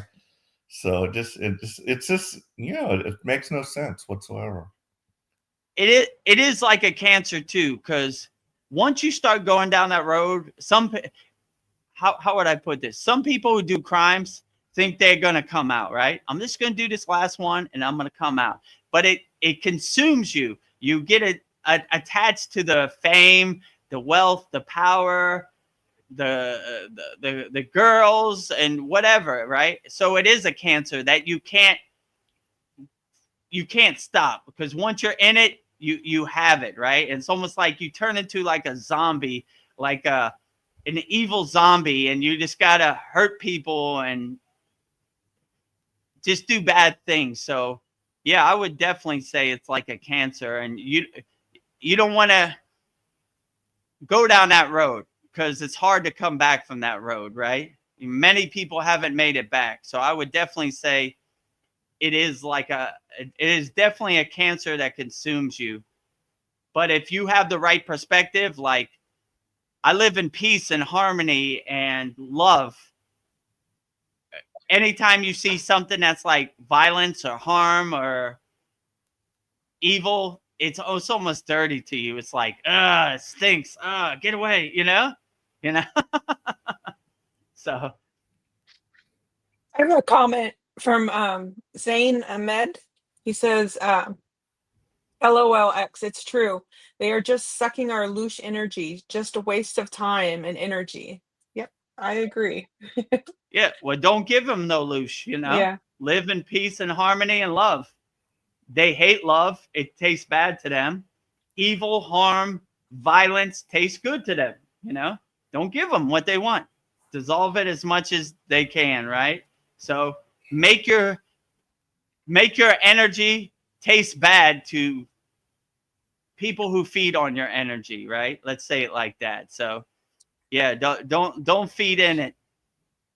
And if you want better energy or higher frequency, join our free Kriya Yoga school, freekriyayogamasterclass.com, and we have a 7-day trial on our paid school, 100% free, kriyayogamasterclass.com.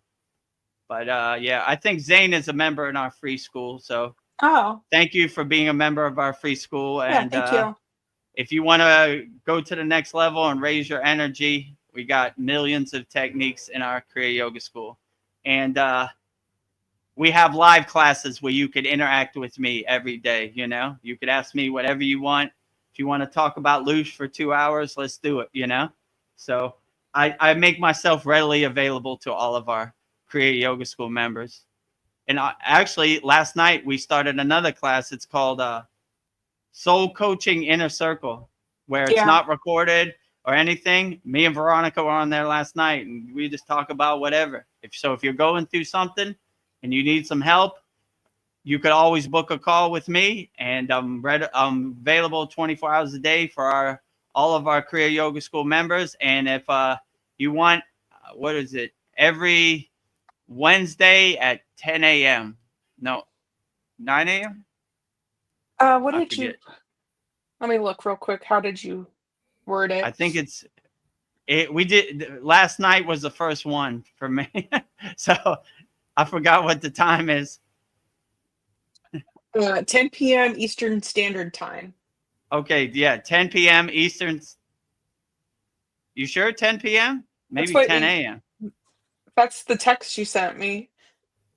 It Or says maybe it's 10 soul p.m. soul coaching inner circle call 10 p.m. Eastern Standard Time. Because I think it was 10 p.m. for me. I think I messed up. Maybe it was Oh. okay. Well, Well, it's on the calendar. It's on the calendar. All our events are on the calendar. All our live streams. We do 2 live streams a week. We have a Saturday class, and we have this new like private call where you could get on a call with me and talk about whatever. So yeah, a lot of value. Plus our community. We have a very interactive community. Kyle and Veronica and Paul post videos all day. I wake up to hundreds of notifications, so it's a wealth of information in there every day. yeah. Also, I post daily Babaji quote, daily satsang. Like we use these satsangs, we edit it. So yeah, it is a lot. It's a lot of value for the what we give. So yeah, try it out. If you don't have money or you're going through financial hardships right now, go to freekriyayoga.com. Join our free Kriya Yoga school. We almost have 200 members in that one. Yeah. And then we have our paid school community where we give wholeheartedly all the techniques. So there's hundreds of techniques every month, new moon and full moon, Yagna fire, burn up all your problems. 2 live streams, Saturday weekly class. It usually goes 2 hours, and yeah, so let's get you the help and you need. So I don't know. I've been having an interesting thought. Been thinking that all of this is just a dream that God's having, and this isn't real. And it's just like we're a part of the dream, and like sometimes we can control our dreams and move things around. That I don't know. Kind of feel like I just don't even want to attach myself to any of this. It's just a dream. It's not real. I don't know. That's another way of looking at all of this. Maybe Somewhere we're just in the voice of Babaji relating to that, like I read a quote. He was talking to somebody was, I guess, questioning Babaji, and he said something or like eventually you'll get to the point where you realize that you're nothing but a thought or something like that. And I was like, wow, that's kind of profound, you know. Yeah, my guru would say like dreams are like clouds passing in the sky. Just enjoy the movie while you can and just don't get attached to it. Just look at it as like clouds passing in the sky. As a dream of God, I mean, that's way above my pay grade. I'll say it again, disclaimer. A God defined as a God can find. I have no clue what God is dreaming of, you know, like maybe you it, do. it maybe I do, you know, like maybe I should contemplate it and meditate on it more. But yeah, like it could be. There's so many infinite possibilities, and it's so unlimited. Like I can't even say. Like I'm just trying to navigate my own human experience, being a spiritual being, and do my inner work as best as I can without any kind of attachment. So like I don't know, like I kind of just look at dreams like clouds passing in the sky. In yoga, the highest state of the dream state is called turiya, right? Turiya is like where you begin to control your dreams, right? Like you can actually become the director of your dreams. So this is a higher state that yogis try to go to, including me. When I sleep, I try to go in a turiya state. But you begin to realize that, like what you Paul said in the voice of Babaji, you begin to realize that that thought or that attachment you let go of eventually anyway. So you just kind of don't even really try to make sense of any of it. Just try to stay as empty as possible. So yeah, I would definitely agree with Babaji, which I always do. He always knows best. So even the thought would dissipate one day also. Yeah. Yeah. When we're Actually, let me turn my fan. I don't know where. yeah.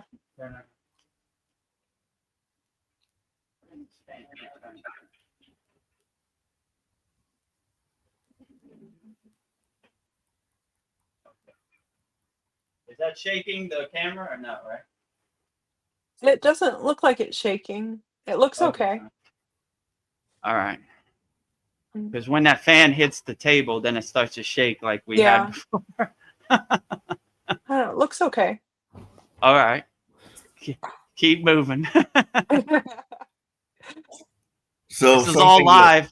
Something that's kind of perturbing me that I did today was, so I'm married, to this girl from the Philippines, Angelica, and it's been almost close to 2 years, and I've put, I applied for her visa. It's taken all this time. Like I can totally identify with the immigrants. Like if I, a military veteran, cannot bring my wife here, it takes like almost 2 years. So it's like frustrating me to the highest degree. And anyway, so I wrote a letter to my congressman, but the bad part that I did also, and then I also contacted them. I said, this is disgraceful, blah, blah, blah. But so my eldest daughter works for immigration, doing the very thing that whoever's got my file is doing. And she actually works at the very office. She lives in Nebraska. And so, and I was like hesitant. I don't really want to ask her to like, and I don't even know if she can because the government, but today, and I've kind of like hinted at it before, but today I was just like so fed up. I said, I don't know if you can or you can't. And, our relationship is a bit, I don't know, because, she was only like 2 when I was divorced from her mom, and then her mom took her to another state, so I could not visit her. So we're not as close like I am with my other 2 kids. Well, mainly my daughter, because my son's just, he's a mama's boy, but um but yeah, so I don't know if I should have like asked her to intervene, or if I'm pushing her, or it feels like I'm creating tension between us by asking her to help me. But anyway, I did do that. So I know later I'm going to be like, I shouldn't have done that. I shouldn't ask her, because she knows my situation. If she wanted to help and she was able to, I would think she could do it, unless she just, and also I think she's jaded because she's an immigration officer and she sees a lot of people getting scammed, and she didn't even think I should be marrying this girl because she's younger, and the gold, maybe they're gold diggers. They're just gonna come over here, use you, and then just find a younger person and divorce you or whatever. Anyway, and of course that is a possibility, but I know this girl and I don't believe that, So what do you think about that? I would just live with no regrets. I would put out in the universe, and who knows what happens, like you don't want other people's karma to become your karma. So you just do whatever you want with no expectations, wholeheartedly, and don't get attached to it. And I like when they say in yoga, when you try to manifest something, you put it out in the universe and you let the universe fill in the steps. So basically, you just put it out there, give it to her, and that's all you can do. Like, if she wants to do it or not, that's kind of her karma, but you don't really want to have no expectations. It'd be nice. I'm your father. If you could help me out here, but right. if you're still holding on to what happened in the past, then hopefully we could bury that hatchet and let bygones be bygones and move on, but I don't know. It's difficult, and then other people say, I don't think you should have did this or you should have did that.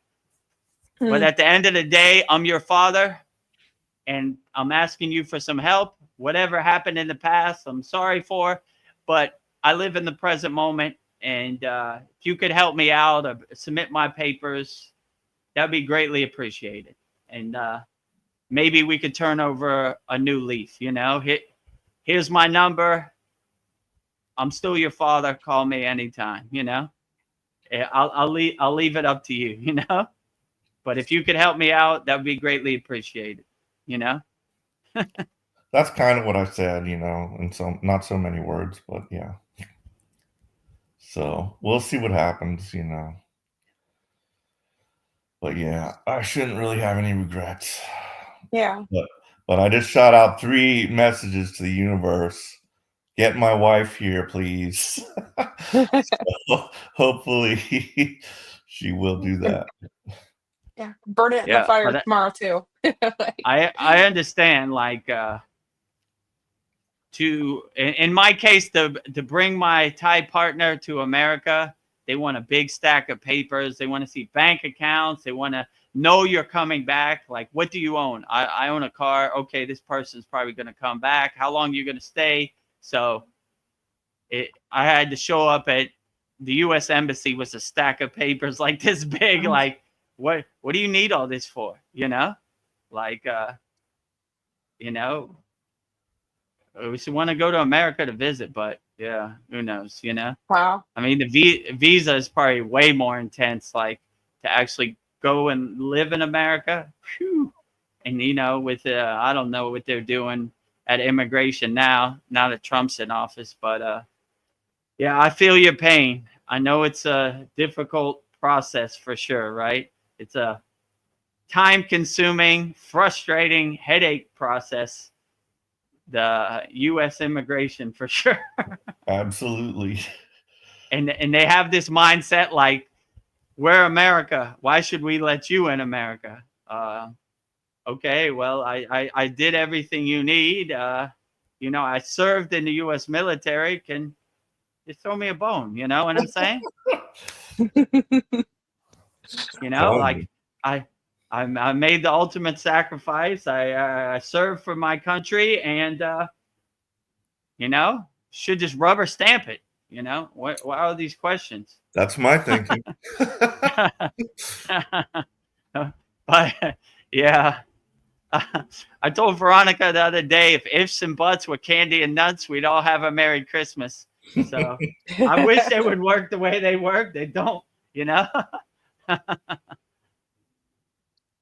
don't know. Zane had a comment. He said that when I think about this dream deeply, my identity dissolves. Yeah. Yeah. In day one of Kriya Yoga, we dissolve our identity. I am not my car. I am not my bank account. I am not my country. I am not my flag. So it gives you this detached perspective that like whatever happens in this Maya delusional world, dream included, you're not attached to it or you don't identify with it. So yeah, it's good when you have that detached perspective of dissolving your identity in the dream state, in the awake state, in any state you're in. You know, when you go into meditation, it's always good to dissolve all thoughts, all dream, anything. Right? You kind of stay in that state of being, that empty state, without any attachments or any thoughts or anything. You're just kind of being alone inside you as you. I like to say is like having tea with God inside you as you, right? You're just aligning yourself. You have no thoughts. You have nothing you need to do. You just alone with your thoughts, Yeah. I was thinking of things like, without your thoughts. yeah, thinking of things that get us when we are able to drop our thoughts. Some examples like when I meditating, when I can get myself deep enough, I can drop the ego and have no thoughts. When I'm True. dreaming, I can do that. And when I'm so absorbed into like a project, I'm not even thinking about anything. I can drop the ego thoughts. And then I was thinking, when I do mantra japa, when I'm just so focused on the chant, I can like drop it. I was just thinking, I don't know, but it's or maybe when you're mountain climbing, you're like just thinking, I don't want to die. But I don't know, it's a good feeling when you can just drop everything. But Yeah, there's and the yeah, majority of our kriyas in our Kriya Yoga school are this. We detach, let go. We drop all of our thoughts. We're not attached to it. Our techniques, when you focus your awareness on your breath or mantra japa, you don't have time for these other thoughts that don't really serve you. And you begin to have the detached witness perspective where you see these thoughts are just clouds passing in the sky. These are just waves on top of the ocean. But if you see yourself as the sky or as the ocean, you're unaffected by the clouds passing in the sky. So you begin to have this detached witness state where you're unaffected by it. And a lot of these techniques we have in our school really help you focus where you don't have time for thoughts. You're focusing your awareness on your breath inside you as you. So you don't have time for these thoughts. So yeah, if you need some tools, join our Kriya Yoga School. yeah, Free 7-day trial right now, and I'll try to get you the best results and the most effective results, and answer your questions as best as I can, wholeheartedly. You know, so we'll walk this journey together. No yogi or yogini left behind. I don't know. Zain Hamid, he says the ego doesn't want to lose its identity. The ego is scared. Yes, it Oh, is. for sure. Oh my! I could tell you when I first started on the path of Kriya Yoga, my first 3 months on the path of Kriya Yoga were a war, a 24-hour day war with my ego. It definitely does not want to lose. And me, I gave it too much food to eat.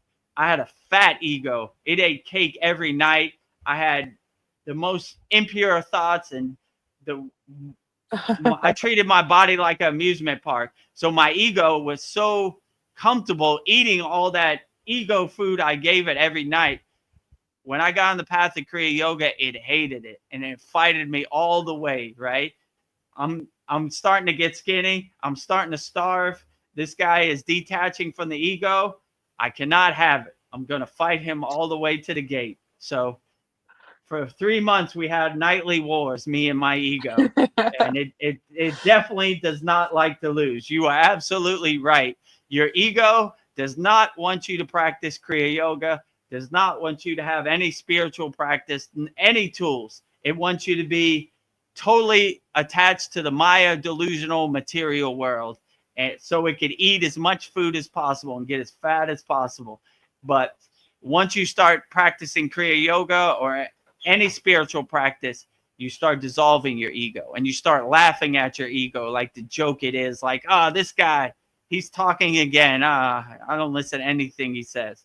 But I can definitely tell you, ego hates Kriya Yoga or any spiritual practice, and it'll fight you in the beginning, and it'll put so many doubts and so many obstacles and roadblocks in your way and resistance. It's overwhelming in the beginning, but that's how it gets most people off the path. But if you just stay the course, put one foot in front of the other, if I could do it, you definitely could do it. You just got to commit or set like a sankalpa, which is an intention. I'm going to do this no matter what. I don't care what you say, ego. I'm going to be a Kriya yogi, and I'm going to try these techniques out and try to be the best person I can be. And then you'll make progress, right? But you can't attach to it. You can't even listen to it. I like when Krishna says in the Bhagavad Gita, your ego's always hiding behind that tree over there. Hello, friend. Can I come in? No, stay outside in the rain. Oh, sorry. Come back later. It's always around. It's looking for that door to come through, but don't give it the door. Just say, I'm going to elevate my awareness so high that the ego has no chance. I want to starve my ego. I want to make sure it has no food to eat. So, I'll always try to starve your ego. But yeah, your ego would definitely fight you in the beginning. But it happens to every yogi. Yeah, go ahead, Paul. Okay, related to what he had just asked about, he said, the ego is scared, so fear. So my biggest fear, I think, is the fear of the unknown. I do not know what's going to happen when I die. Will there be somebody there to greet me? I'm afraid maybe I'll be alone. I'll be lost. Who knows? Like, how do you get over fear in general, and especially fear of the unknown? I would just say don't attach to fear. Like, let it happen. Whatever happens, happens. My guru always used to say, we're fearless yogis. We don't fear nothing, right? Because fear has a way to drag you into that pit of despair. Like, if you don't attach to it or you don't care, you can't really suffer from it. Because I would just say go with the flow and see wherever it takes you, and not, I wonder what's going to happen when I transcend my physical body. I don't know. Whatever's going to happen, that's what's going to happen. And I'll cross that bridge when I get to it. But you begin to see fear, being scared or fearful of something doesn't help anything. Whatever is going to happen, it's going to happen anyway. So, and when you transcend your physical body, in my perception, you don't want to carry any of these lower emotions in there with you, right? You need to transcend in like a totally high vibration, high awareness, in a fearless state, in a blissful state, because that will give you a smooth transition. So you're going to have to drop all these fear, if you can, before you transition your physical body, right? Because that way you'll have a divine flight. You'll have a blissful flight. You don't want to have a rocky flight. This stupid fear followed you into your transcendence, right? Now you're having to wrestle with it inside your blissful experience, So yeah, I would try to stay as fearless as possible. That's what my guru always used to say when I would ask him, like, Well, what about if we die on the Himalayan mountains? There's been people who have died up there. You know, the Indian government made me sign a release form. If I die, they're not responsible. What if? He says, we're fearless yogis. We don't fear nothing, not even death. Like I always say, Babaji says in the voice of Babaji, death is death. Death is a joke to me. I am the death of death, right? We don't scare. We're not scared of death or anything. So always try to stay in a higher frequency, fearless state. That's what we always do as a yogi. And I always say this, even if it's the end of the world, let nothing shake your fearlessness or your samadhi, right? Like all this chaos is going on around me. I'm still fearless. I'm not unaffected by it, right? And that way you really can't suffer, or you don't really have any dog in the fight. You don't really care. So it dissipates the scaredness and the fear, you know, because you know what is the favorite tool of the elites? Fear. That's what they live in, right? So you shouldn't ever attach yourself to any fear, no matter what happens, right? Like, okay, you know, I'm out here in the ocean and the shark's gonna eat me. That's the way it is. Let's go. You know, I've been waiting to transcend. I was always wondering what it's like to be eaten by Jaws. You know, I watched Jaws when I was younger. Let's see what it feels like. You know, all Let's right. solve that You know? mystery. You're gonna give me the lightning path to the divine flight. I'm still not gonna be fearful. I'm just gonna ride the wave. You know, all right. And Babaji, why are you here so soon, my child? I got ate by a shark. What can you do? You know? All right, let's get to work. You know? What time is the fire? You know? So, yeah, I would just stay fearless as possible always. The yogis always said that. No matter what happened, we just stay in a fearless state, because fear is kind of, you know, it's ego food. Ego loves that fear, right? Don't give it no food, starve it. So whatever happens, I'm not going to be in a state of fear. I'm not going to let it affect me. It takes some inner mastery to overcome fear, but it's possible, you know. Just stay in a fearless state, my friends. Yeah, it seems Stay like fearless. it's mainly future thinking, you know, the scary things. Oh, when am I, you know, how am I going to die? What's going to happen? Blah, blah, you know. It's Yeah, like, but that's even funny. My guru used to say, future is imagination, past is memory. We stay anchored in the present moment. So you're worrying about something that hasn't even happened, or maybe never will happen. So it's almost like when you become the detached witness, you be like, I'm trying to make sense out of something that hasn't even happened. You know, I'm gonna just stay fixed in the present moment. You know, who knows what's gonna happen in the future. You know, so yeah, I wouldn't worry about the future. It's more like my guru says, imagination. Who knows what's gonna happen in the future? Just try to be the best person you could be in the present moment, and how it plays out, that's how it plays out, and enjoy the ride, you know. It's a crazy ride for sure. okay, guys, well, I'm going to go to sleep so I can get up for Gurupurnima Yeah. Nice. Yagna tomorrow. It's Yeah. getting late here in Texas. So it's at 8:30, or what time is it? 8:30 a.m. Eastern Standard Time. Okay, so I think that would be 7:30 for me, so I really have to get to sleep. Yeah. I'm gonna get Okay, going well, soon too. sweet dreams, Paul, and Yeah, sweet look dreams. forward to seeing you in our big Gurupurnima celebration Great. tomorrow morning. Looking forward to it. Thank you. Thank you. Jai Babaji. Jai Babaji. Jai Babaji.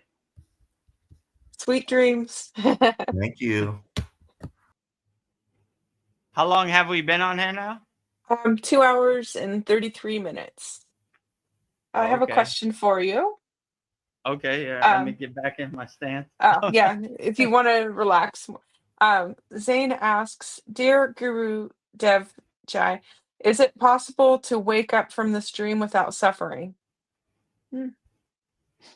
Yeah, if you're not attached to the dream, you wake up. You you look at your dreams like clouds passing in the sky and like water under the bridge. Like you're not attached to it. So you won't suffer unless you're attached to it. If you don't care, how can you suffer? You know, like if you don't try to make sense of the dream, like, well, what can you do? It's like watching a movie on the big screen. Like you don't try to change the ending on the movie. You just enjoy the pictures going by. Like, oh, look at that. Iron Man flew through, you know, he's fighting the Incredible Hulk. Who knew, you know?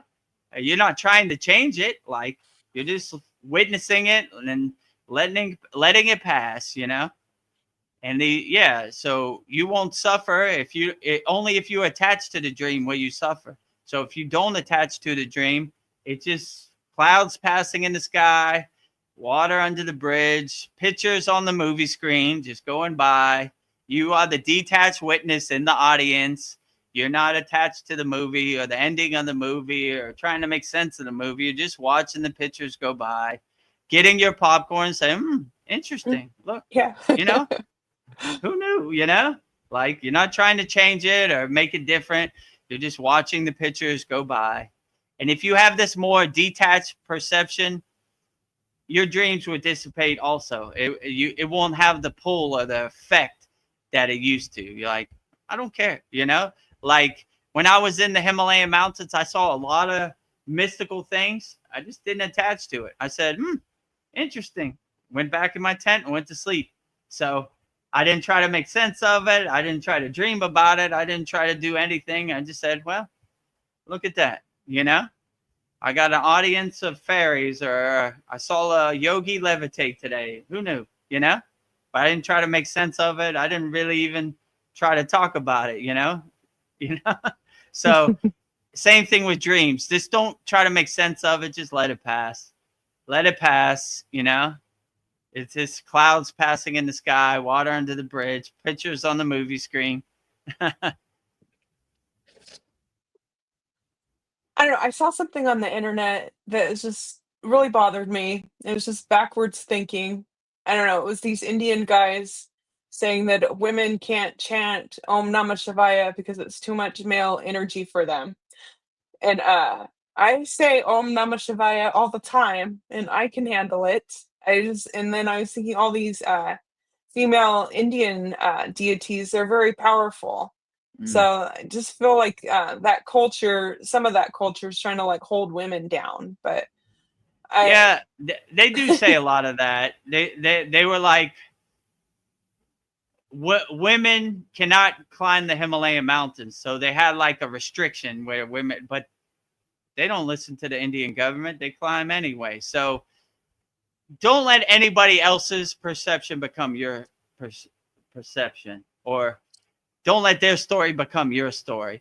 If you love Shiva and you love saying Om Namah Shivaya, say it with the most bhava from your heart, wholeheartedly as possible. And who cares what these Indian guys say? They don't know you. They don't know your devotion or connection to Shiva. Don't let their dogma become your dogma, right?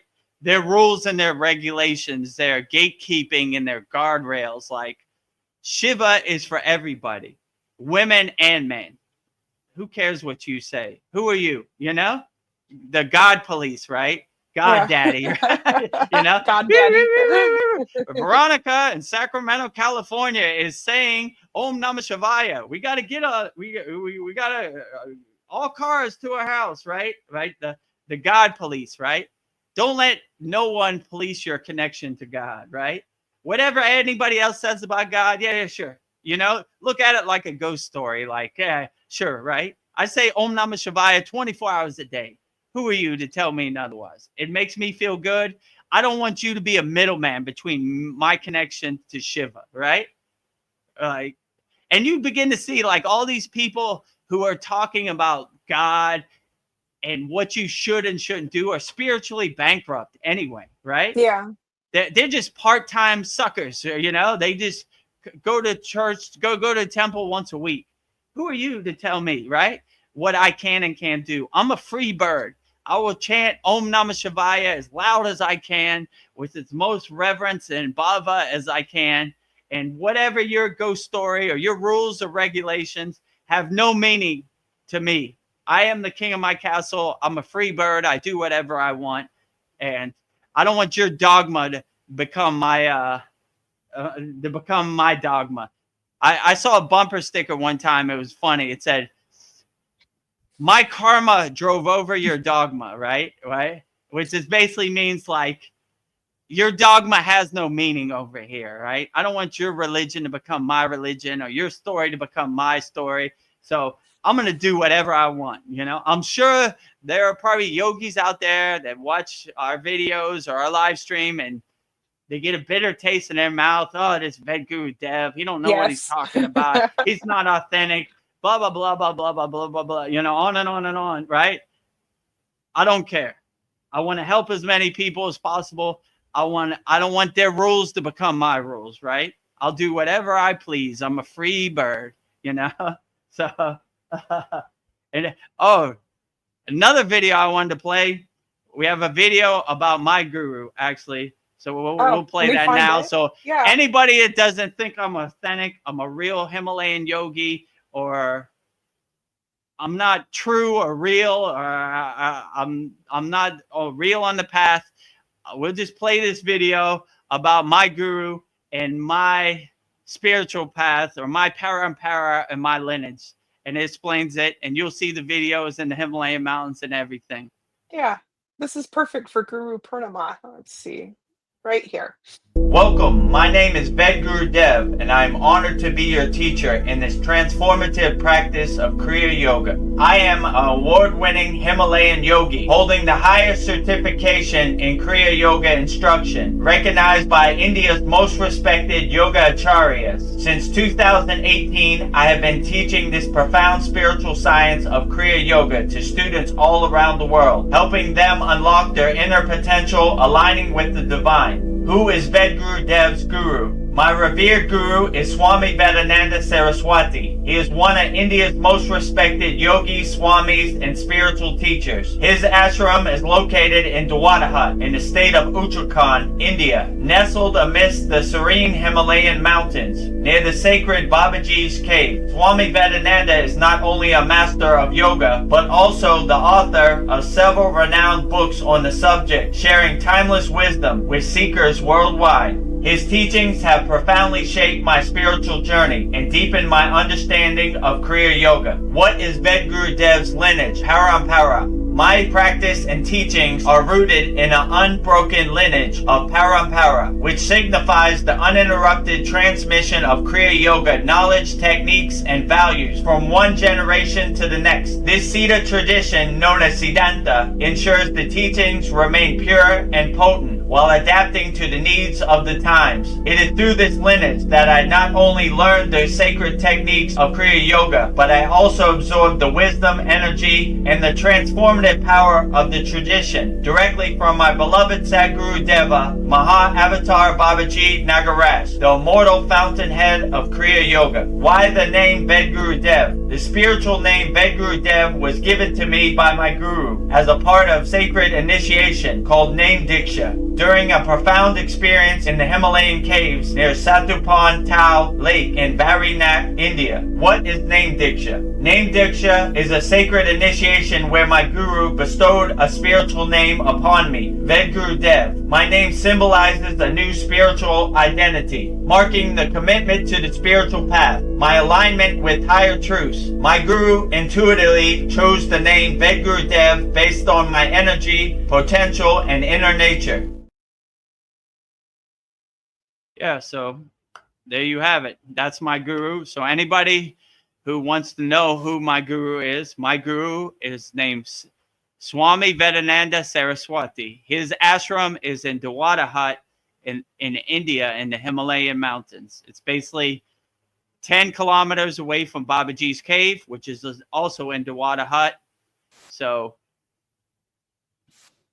where I got Name Diksha in Satupan Lake, which is in Badrinath in the Himalayan mountains, almost elevation level to base camp of Mount Everest.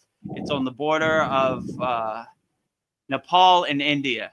So I could literally throw a rock to Nepal. So Yeah, and my beloved Sadgurudeva is Maha Avatar Babaji. Right there. Ooh, he fell back. I didn't even see that. So Oh no. yeah. Yeah, so let me prop Babaji up again. All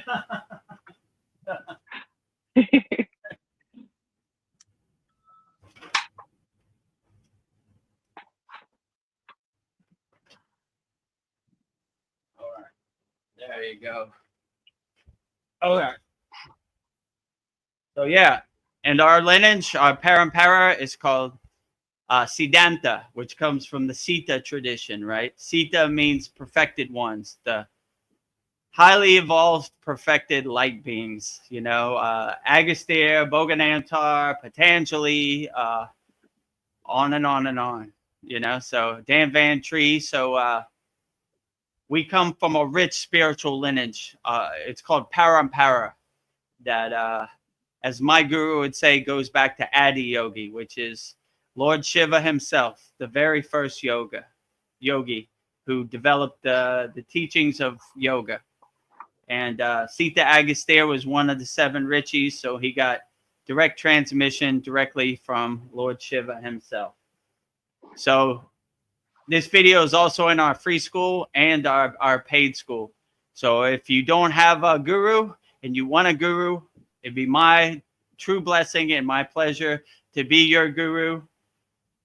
Sign up, go to kriyayogamasterclass.com, start your free trial, and you'll be there I'll send you the link for tomorrow's Gurupurnima celebration, which is exclusive to all of our members.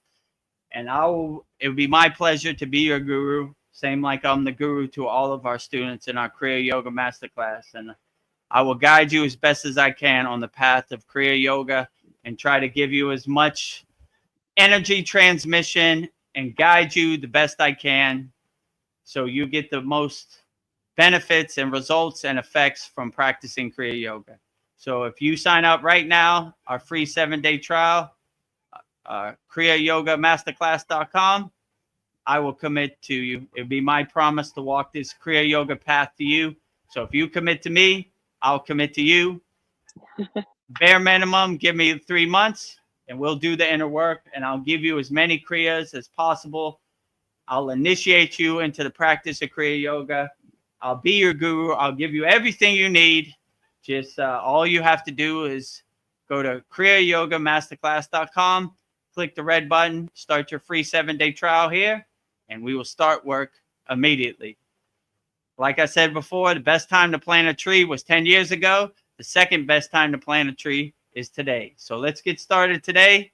Today is a beautiful day, and I'll send you all the links for Gurupurnima and everything so you can be a part of the festivity tonight, and we'll get to work immediately.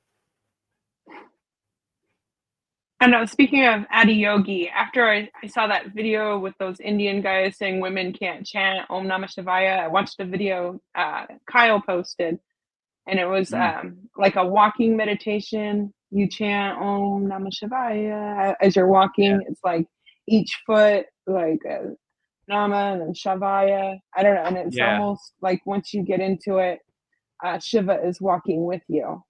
And it like Shiva is cleaning your field. It's almost like he's like taking a cloth and like cleaning it for you. But Shiva is with you, and you get to a state like it's they said like a japa, like the mantra becomes a part of you. And true. Yeah, I remember when we did it Om Namah Shivaya 108 times with Shiva Angi. And it's like we were all blissed out. It just felt so good to say that mantra over and over again. So, yeah, I'm not going to let any Indian guy tell me I can't say Om Namah Shivaya. Don't let anybody tell you can't do anything. But like I said before, we're Americans, not Americans, right? Like, my guru, one time, I was at a temple and we were praying to Narayana, which is Vishnu. And this lady came up to me. I don't know where my guru was. He wasn't there. And she said, I'll give you mantra diksha for 100 rupees. Right when she said that, he came back. He said, Ma. He said, this guy gives you mantra diksha. You don't give him mantra diksha. You know, we don't take spiritual knowledge from non-spiritual people, right? We are realized beings. We don't take spiritual advice from non-realized beings, right? Because non-realized beings, they're going to say that, oh, you can't pray to Shiva this way. These are the rules of Shiva. I'm Shiva's policeman. Realized beings see the beauty in everybody resonating Lord Shiva, right? Like you said, walking meditation, you know, inhale Om, exhale Shivaya, right? Yeah. You know, walking with each footstep. What a beautiful blessing to see Shiva walking with you, holding hands step by step, embedding Shiva into every breath you take. Like, don't let any of these people gatekeep you what you should or shouldn't do. Be the best person you can be, and don't get attached to anybody else's ghost story or narrative. You should do. Anytime a person says you should do, you should get away Yeah. from that person. How would they know what you should do inside Yeah. your body? They have no clue. They're just making up stories and lies to tell you how you should feel, to try to trick your mind. You should do this, or you should do that, or you should pray to Shiva this way. Pray to Shiva any way you want, wholeheartedly, right? Like, it doesn't matter. Shiva is universal. He's for everybody, you know? And if you really look at it, Shiva Angi's name is Shiva, Yeah. but the female form, Shiva and Parvati together, right? So saying Shiva is only for men is not true, you know? Yeah. In Shiva's, India, they radiate Om Namah Shivaya. It's so universal. You could say it in any part of India, and you would always be right, right? Even if they have another deity or they have Vishnu, if you say Om Namah Shivaya, perfect. Anywhere you go, it's universal in India, right? So, man or woman, and you know, I don't like this. How can I say masculine over feminine, right? I've met many yoginis who are probably more spiritually enlightened than males, you know? They have more of a divine mother connection. So when they say women can and can't do that, I don't agree, because there've been, you know, like Ananda Mai, right? It's probably one of the greatest Kriya yogis ever, right? Wow, Mataji, what a supreme enlightened being, right? How what Mataji cannot say Om Namah Shivaya? Of course she can. She could do whatever she wants. She's the greatest of all time, right? You know, So when they have this, I don't know what you would call it, chauvinistic perspective, women, men could do this, but women can't. I don't agree, because I try to stay as a Kriya yogi in a state of equanimity, right? Man, woman, equal, right? Shiva and Shakti, divine union together, right? Ida and Pingala, balance, right? Like solar and lunar, right? Like Chandra and Surya, you know, like they're balancing each other, right? So too much masculine and not enough feminine, out of balance, right? Just enough masculine, just enough feminine, balance, right? My guru told me this too. I had a bunch of mantra diksha for a bunch of masculine, you know, like lords or male gods, right? Let's say, right? And he said, what about the female gods? Where's the Devis? I said, I don't have any Devis. He said, okay, I'm gonna give you some Devis. You need some Lakshmi, you need some Saraswati, you need some Kali, you need some Durga, you need some Gayatri. So balancing out my masculine and feminine. Too much masculine, not enough feminine, out of balance. Too much feminine, not enough masculine, out of balance. Just enough balance, you know? You need the Shakti to balance the Shiva, you know? Too much Shiva with not Shakti, out of balance. So yeah, when they say, I know they say this because I heard it many times. I don't agree with them, you know? There are yoginis who are highly evolved, enlightened beings, probably more than most male. Less ego for sure, you know? More divine mother, like pure divine mother energy. like Shakti, real pure Shakti. So I wouldn't agree with them on that. So anytime you see this junk on the internet, it's just junk, you know, like Yeah. I'm a free bird. I'm going to chant Om Namah Shivaya as loud as I can. Yes. And I don't care if you hear me. When I was in the Himalayan mantra, when I was in the Himalayan mountains, one day my guru got a microphone and a speaker, right? And I said, and he told the guy, don't tell Vedagurudev that we got this, right? But I found out anyway. And I was waiting at the door.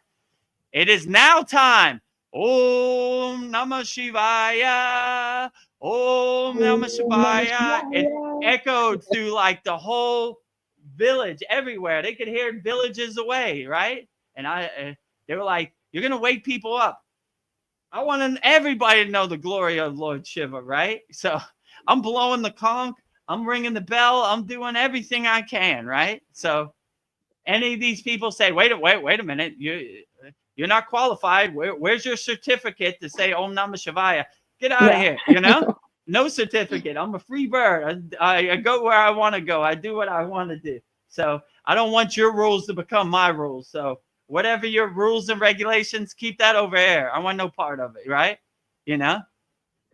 But yeah, they definitely do that in India for sure, you know? But I didn't get attached to it. Yeah. Yeah, and I see paintings all the time with like Shiva's face. It's half male, half female. So it's like Exactly. he's Shiva and Shakti. 100%. Yeah.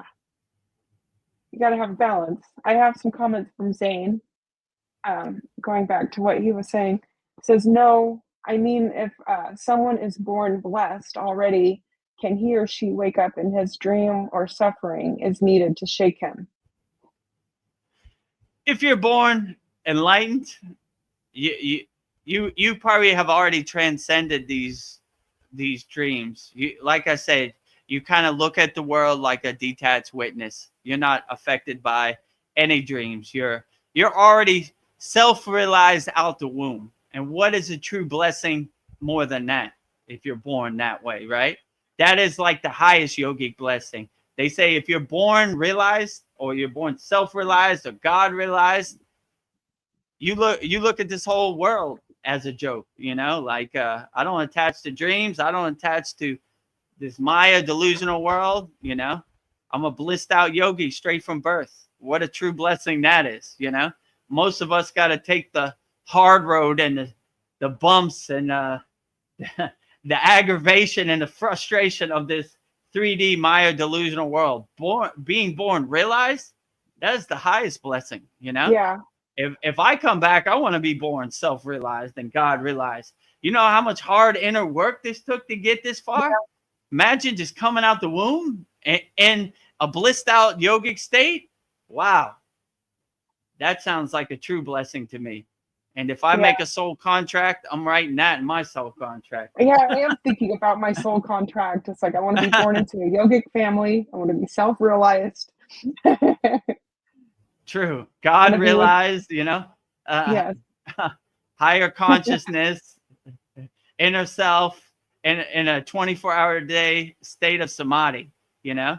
So, yeah, what a true blessing that would be to be, avoid all the hurdles and the bumps and the landmines and the obstacles and the resistance of this crazy Maya delusional world and just say, hello, I'm self-realized. Glad to meet you. You know, I mean, there have been some cases of children born in India who are just totally realized. I mean, I'm not just going to say India. I'm probably going to say every country. There's probably been a few, but it's a rare occasion. Like, you know, like the Dalai Lama is the incarnation of the previous Dalai Lama. So they would say a born self-realized child, you know? So what a true blessing that is, you know? So, yeah, that's something for me to aspire to. Yeah, and maybe I can meet my soulmate right out of the gate, and then we can bring in more higher consciousness beings. Have her, I don't know. I'll just have to write down my soul contract. What a beautiful thought that is, you know? Yeah. Yeah, bring in as many enlightened yogis as you can. We Yes. need all the help we could get on the front line. You know, the black flag is overwhelming the white flag, the light workers. So we're out here fighting. Yeah, we Yeah. need some more soldiers on the ground. You know. Yes, more spiritual soldiers. Zane, he appreciates your sense of humor. God police, LOL. You have a good sense of humor. I like it. I like it too. Yeah, no God police, no gatekeeping God. God is the biggest boy of all, right? He is the highest boss of them all. He don't need anybody's help. So anybody gatekeeping God or policing God, just get away from them. Like, you know, make your own resonance with God, your own connection to God. Yes. Don't let anybody tell you what God is. Make up your own mind. Use your own discernment, your own discrimination to align yourself with God as best as you can. I think Zane agrees with you. He says, take what resonates and leave the rest. Absolutely. Absolutely. Yeah. Don't let their story become your story. Don't let their narrative become your narrative. Whatever resonates with you, that is true and pure. Whatever resonates with somebody else, that's their truth. Don't let their truth become your truth. Make your own truth. Walk your own path, and you'll be perfectly great. Yeah. So whatever resonates with you, that is the best. And in our Kriya Yoga School, that's what I teach also. A lot of our students ask, what's the best technique? I said, whatever resonates with you, that is the best technique. Because what might work for me might not work for you, on and on and on. So we give hundreds of Kriyas in our Kriya Yoga School, and we let you choose what resonates with you, right? So what might be in my daily practice, my sadhana, might not be in your daily practice. It's perfectly fine. There's no right or wrong. It's whatever uplifts you and makes you feel the best. So that's why I said, I don't like the approach that some online programs have. They give you 7 Kriyas and that's it. Well, what if you don't like any of those 7 Kriyas? Then you're stuck with something that you're probably going to forget in 2 months. We want Kriya Yoga to be your life path, and we want you to enjoy Kriya Yoga. We want you to feel comfortable practicing Kriya Yoga. We want you to feel relaxed practicing Kriya Yoga.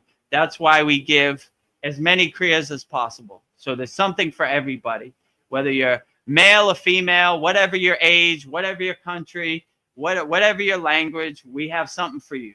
There's something anybody could do, you know? There are people in our school who have health problems.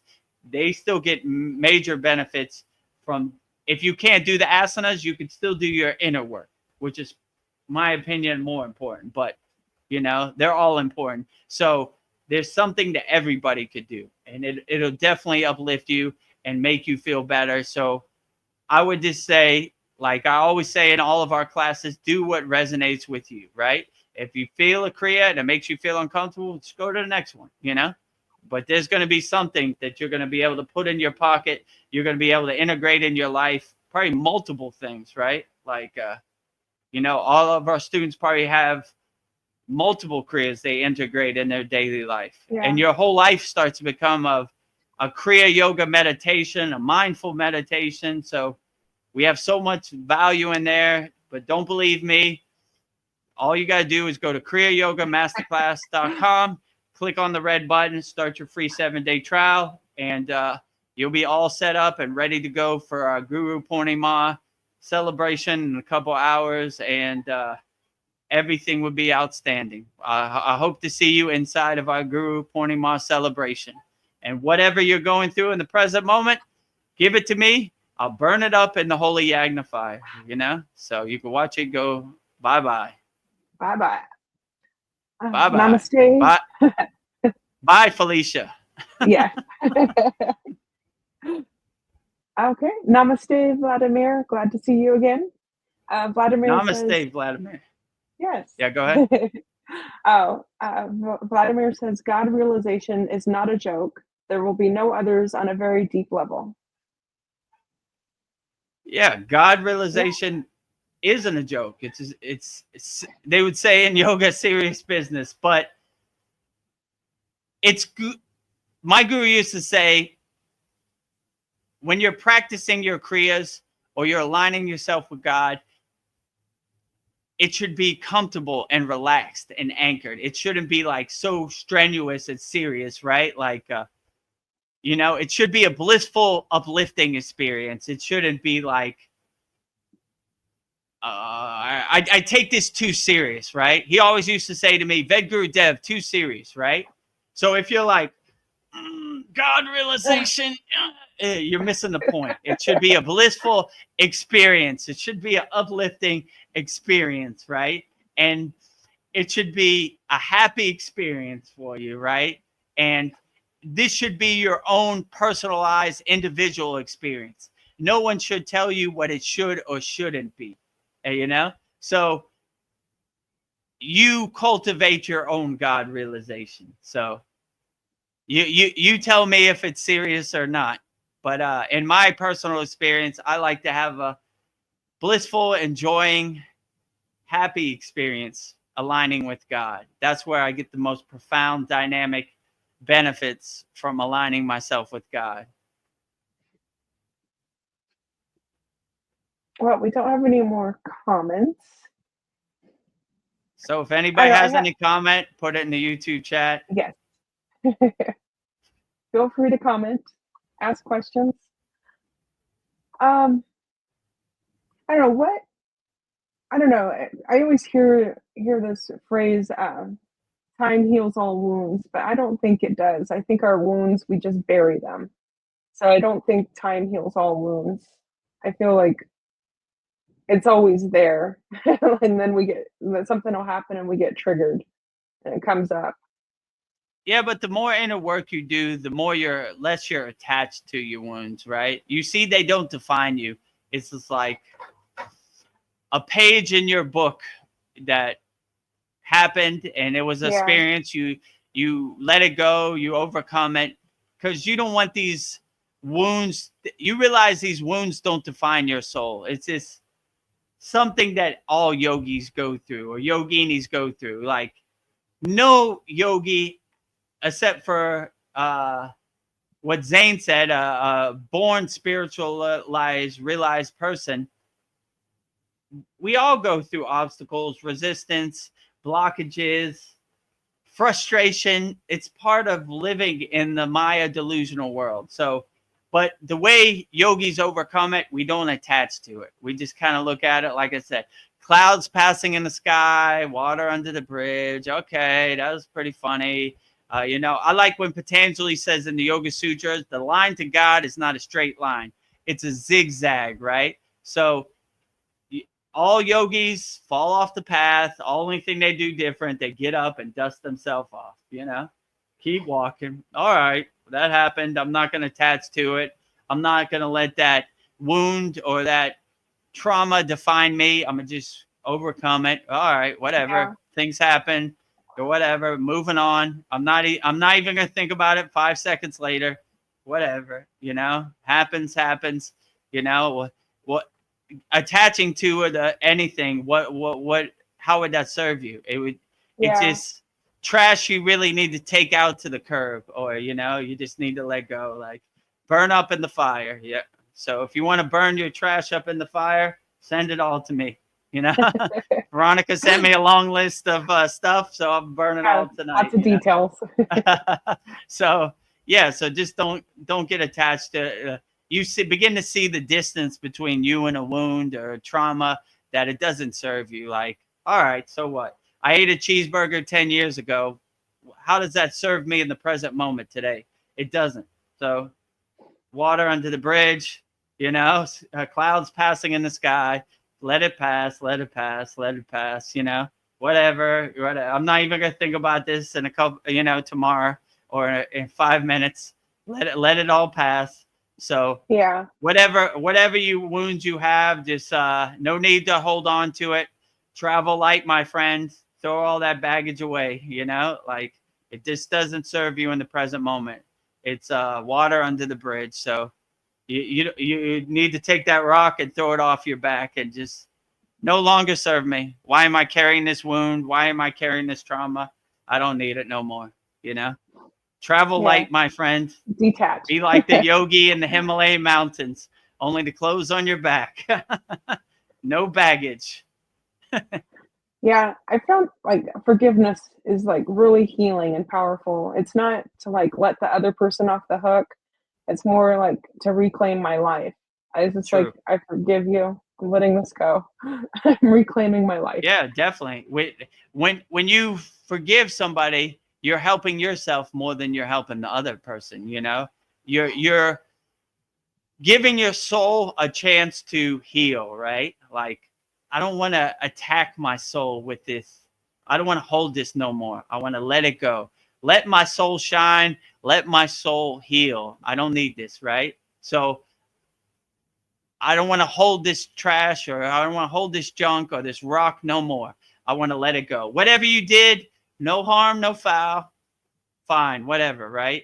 It's water under the bridge. It's clouds passing in the sky, right? You know, so whatever you did to me, I don't even think about it in the next 5 seconds, you know, water under the bridge. And if you can make a practice of forgiving and forgetting, outstanding, right? Most Yeah. people carry this junk and this trauma with them their whole life. When I was 5 years old, this happened to me, you know, yeah, bad things happen in this Maya 3D delusional world, but we don't get emotionally attached to it. That's hurting our soul even more. We just let it go. All right, whatever, you know, that happened. I learned from it. It was a good lesson for me. Letting it go. Whoever did anything bad to me, I forgive you wholeheartedly. You know, no harm, no foul, you know? And that's a good way to live, because you won't be carrying that guilt or that trauma with you. You'll be letting it go. Goodbye, goodbye, goodbye, goodbye, Yeah. God. You know, like I'm traveling light, my friend. Uh, where are your baggage, sir, on the divine flight? No baggage. Only clothes on my back. I don't need any of this where I'm going, right? When I transcend, I don't have no baggage, right? So you leave all that behind, and you begin to realize that it doesn't serve you in the present moment. So what's the point? You just let it Yeah. go. Like, all right, whatever, you know? Yeah, something I like to request in the Holy Yagna fires is to forgive myself for everything I've done, and then to forgive others. That's another thing I do to stay True. heal myself. Yeah, What because I a think there's beautiful blessing that is too. yeah. Sometimes we can't forgive ourselves. We got to forgive ourselves too. We're all a work in progress. Yeah, true. Like, I like when Patanjali says, I forget what the yama was called. Don't steal from yourself. I think it's called a parigara, right? Don't steal from others, and don't steal from yourself too. Yeah, Don't hurt others, and don't hurt yourself, right? So when you begin to have that perspective, it gives you a more open-minded perspective, where you could say, I don't want to hurt myself, and I don't want to hurt others. I don't want to have no violence, or I don't want to have no stealing. I don't want to have none of that, you know? So yeah, don't steal from yourself, and don't steal from others. So you don't want to hurt yourself, and you don't want to hurt others. And so, yeah, like, if you forgive, then you're not holding on to anything. You're not hurting yourself. You're not trying to make sense of it. You're not trying to understand what it is or get in the way of yourself. You just let it go. All right, forgive, whatever. yeah. It Forgive. happened Let that it go. way. Maybe it didn't happen the way I wanted it to happen, but it's okay. I let it go. You know, good lesson. Keep moving. You know. Yeah, yeah. And it takes a lot of humility to admit when you're wrong. Just like let it go. I Yeah, made a mistake. I'm wrong. true. When you self-observe yourself and say, I don't need to carry this rock no more, let it go. You know, I Yeah, self-observe. What how does this serve me in the present moment? You know, that should be your affirmation. How does any of this serve me in the present moment? It doesn't. Okay, I let it go. You know, I let it go. You know, I need to uplift myself or raise my energy higher. I don't need to lower it or attach to something that doesn't serve me. You know, so let it go. Like I always said, what Kim Kardashian wears to the Grammys doesn't matter. Let it go. Let it go. Let it go. Let it go. Detach, let go. Detach, let go. Detach, let go. Detach, let go. Don't serve me. Don't serve me. Don't serve me. Don't serve me. Don't serve me. Clear, you know? All right, good. Yeah, another thing people hold on to is anger. And I see when people get Oh, angry, it's just like they can't think clearly. It's just like they're blocked. the Just like, worst. yeah. Anger is the poison that poisons you more than it poisons the other person. Yeah. Like, don't try to get angry. Oh my God, that's probably like one of the worst, right? Yeah. Because You you're right. just, Your monkey mind activates and it starts going crazy and you can't think straight. You know, one day my father drove past the prison and he said, you know, everybody in that prison probably made a split-second decision out of anger. If they would have waited 10 seconds and breathe, they probably wouldn't be in there. So learn from their mistakes, you know? Don't get angry. It's not that important, like who's wrong or right. And you got to see my point. This is the way it is, or it's the highway. Who cares? You know? What is wrong and right anyway? Like, don't throw it all away for a temporary emotion, right? You know? Like, yeah. I was right, but I'm in prison for 10 years. I guess you were wrong, you know? So don't do it to yourself, right? Who cares who's wrong or right, you know? Let it go, right? So I try to make a practice to let it go. Anybody that's ever done me wrong, I just let it go. Detach, let Yeah. go. I'm not going to hold on to it. I'm not even going to think about it. 10 minutes later, I'm just going to let it go. You know? Detach, let go. Detach, let go. And in our Kriya Yoga school, we have many techniques for that. That's Yeah. endless. So we're always detaching, let go. So anger is almost a distant thought for me. What do I get angry about? Nothing. I can't even remember the last time I was angry, you know? Be very hard to get me angry, you know? So, you know, Yeah. I just don't attach to those lower emotions anymore. So yeah, so stay in Yeah. a happy, blissful state and forgive whoever. Don't put yourself in a situation where people can hurt you or get you angry. First thing. And if somebody tries to get you angry, just kind of laugh at them like the joke they are. Like, look at this person. They think they can get me angry. This don't hurt me at all, Yeah. you know? Water under the bridge, clouds passing in the sky.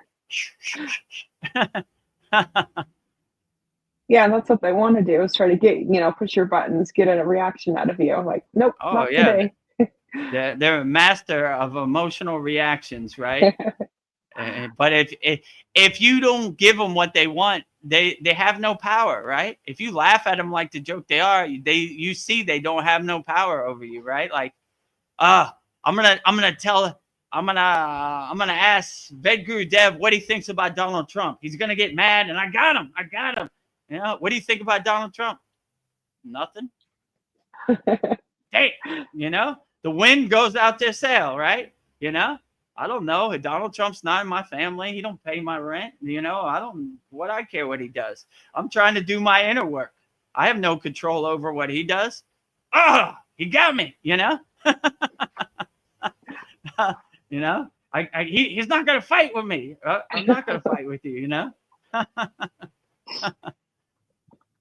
Well, Vladimir has a question for you. Did you ever have access or experience how the world is imagined in real time? That's an interesting question. Yeah, that is a pretty interesting question. Do I ever have access? I guess so, but I really don't.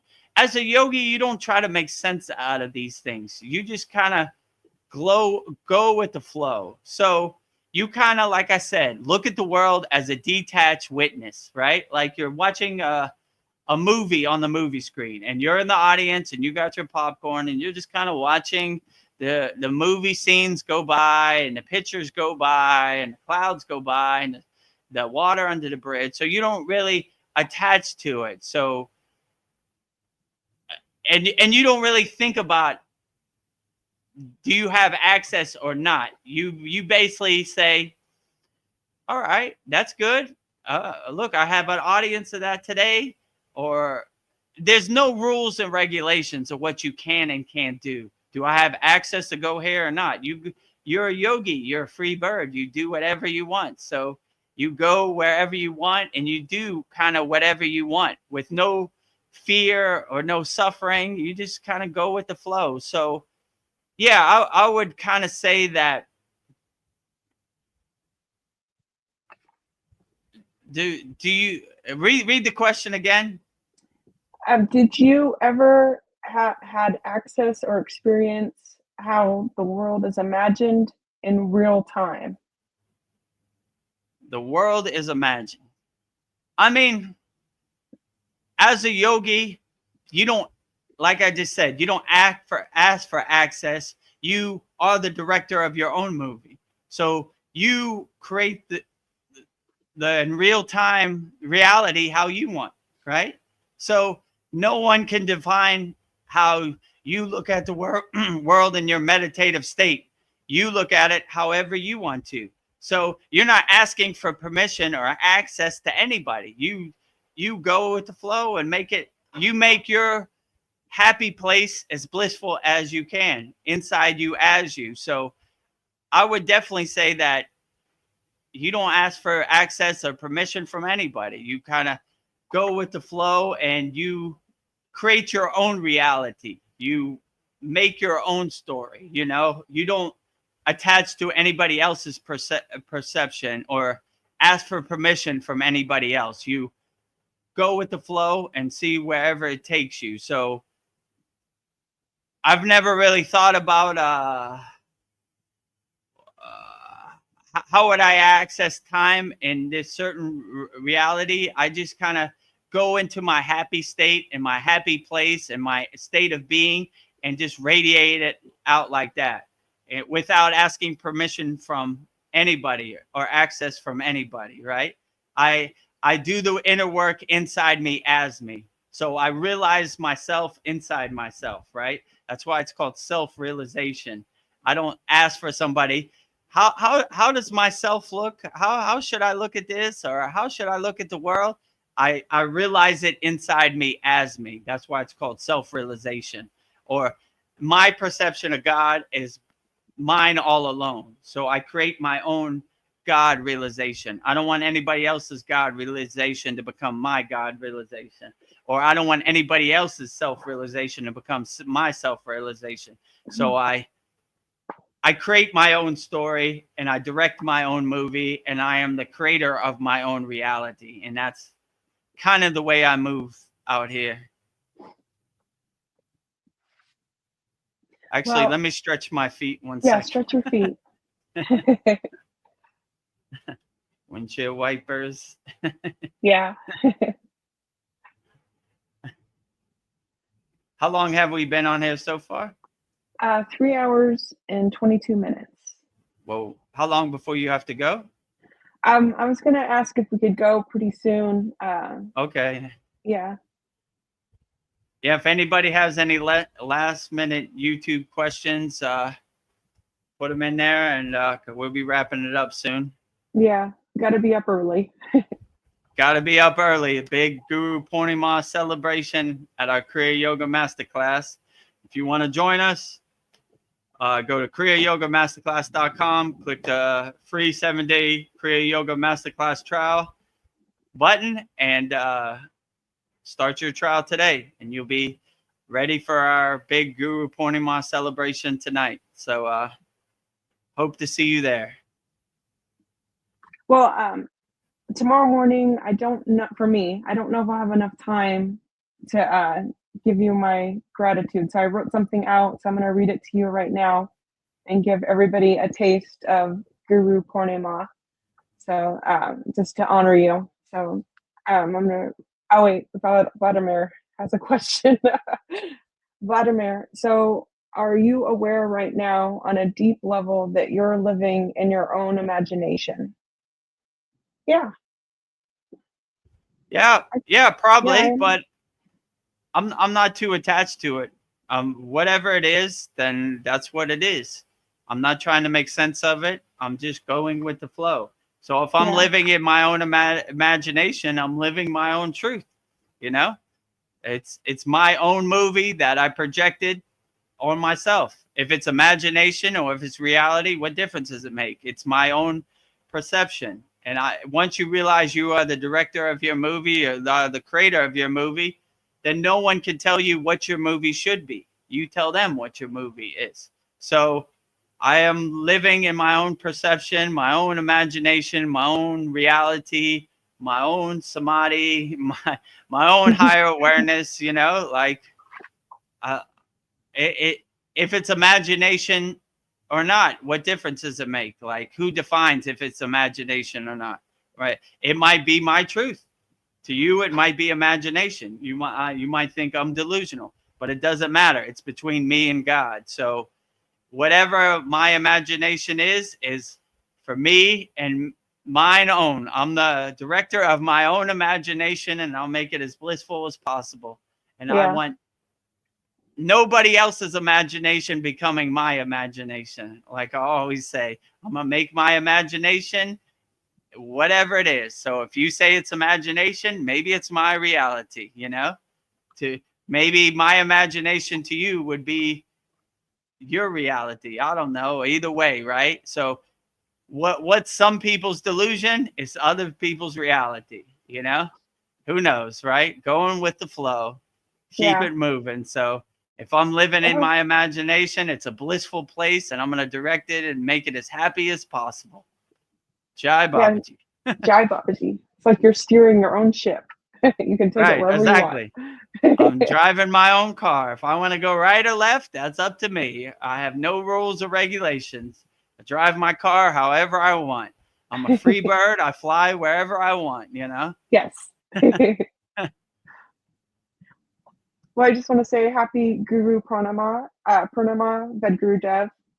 And on this sacred day, I express my heartfelt gratitude to my guru, Vedagurudev, who has always been my guiding light. I am blessed to have a guru like you in my life. You are a breath of fresh air, and without a doubt, you are my best friend. I talk to you more than anyone else in my life. I never thought I would have a guru ever, or for that matter, become a student of Kriya Yoga. But on March 6, 2024, the day I joined the Kriya Yoga school online, that all changed, and my life has taken a total 180. Thank you for always being so patient and kind with me. Even when I butcher this beautiful Hindu language, trying to pronounce the words for mantras, and always answering all my questions and making yourself available to me and the rest of the students when we need one-on-one help from you. I am a house under construction, but when you met me, I was a rundown shack in disrepair, but slowly but surely, we've been clearing out the boxes and turning me into a beautiful palace like Babaji made for Lahiri Messiah. Thank you for not giving up on me. Your wisdom and your guidance has made us all better individuals collectively. Happy Gurupurnima, Vedagurudev. Thank you. Jai Babaji. Thank you for those kind words, Veronica. Very touching. Outstanding. Yeah. Thank you for everything. And yeah, you keep giving more and more. So I think anybody would be lucky to learn to join this school. So, and it's all here for you. So if you're looking for a guru, then join our Kriya Yoga School Masterclass, kriyayogamasterclass.com, and I will gladly be your guru, the same like Veronica's guru, Paul's guru, Brendan's guru, so all of our students' guru. To be my true blessing to guide you on the path to Kriya Yoga. So all you have to do is sign up for the free 7-day trial, and let's get to work today. Vladimir says beautiful words. Thank you, Vladimir. Thank you, Vladimir. I agree with you. Vladimir says, I would have joined, but my guru is not from this world. I understand. It's okay. You could have multiple gurus. You can have one out of this world and one on this world. We have no judgment in our school. So don't put no blockages in your way, Vladimir. Yeah. If you join, I'll be your guru too. And you could have 2 gurus. There's no limit on out of this world gurus, on this world gurus. Guru is more like a guide. So if you want me to guide you on the path of Kriya Yoga, sign up for our free 7-day trial and I will gladly guide you. So you could still have a guru off this world and one on this world. You can have one down the street. You can have multiple gurus. Yeah. There are no rules and regulations in the spiritual tradition. So if Yeah. you want me to guide you and help you on the spiritual path and answer all your questions wholeheartedly, join kriyayogamasterclass.com. Click the free 7-day trial button and let's start the work today. And whatever problems you have, Vladimir, if you join right now, I'll burn them up in the fire tonight. We're going to have a big fire celebration.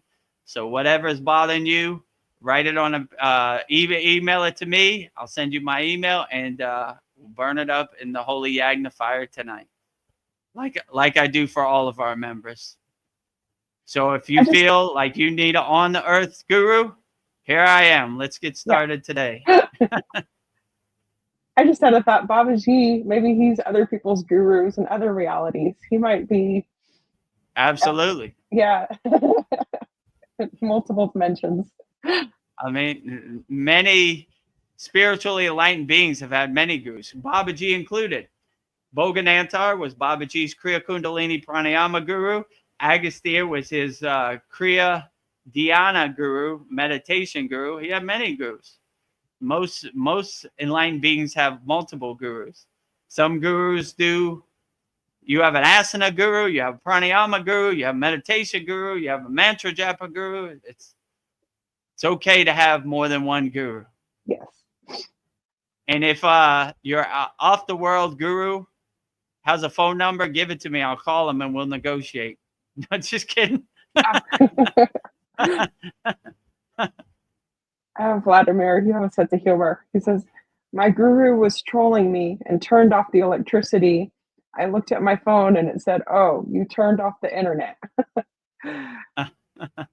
And then he flashed lights in my room to tell me not to turn the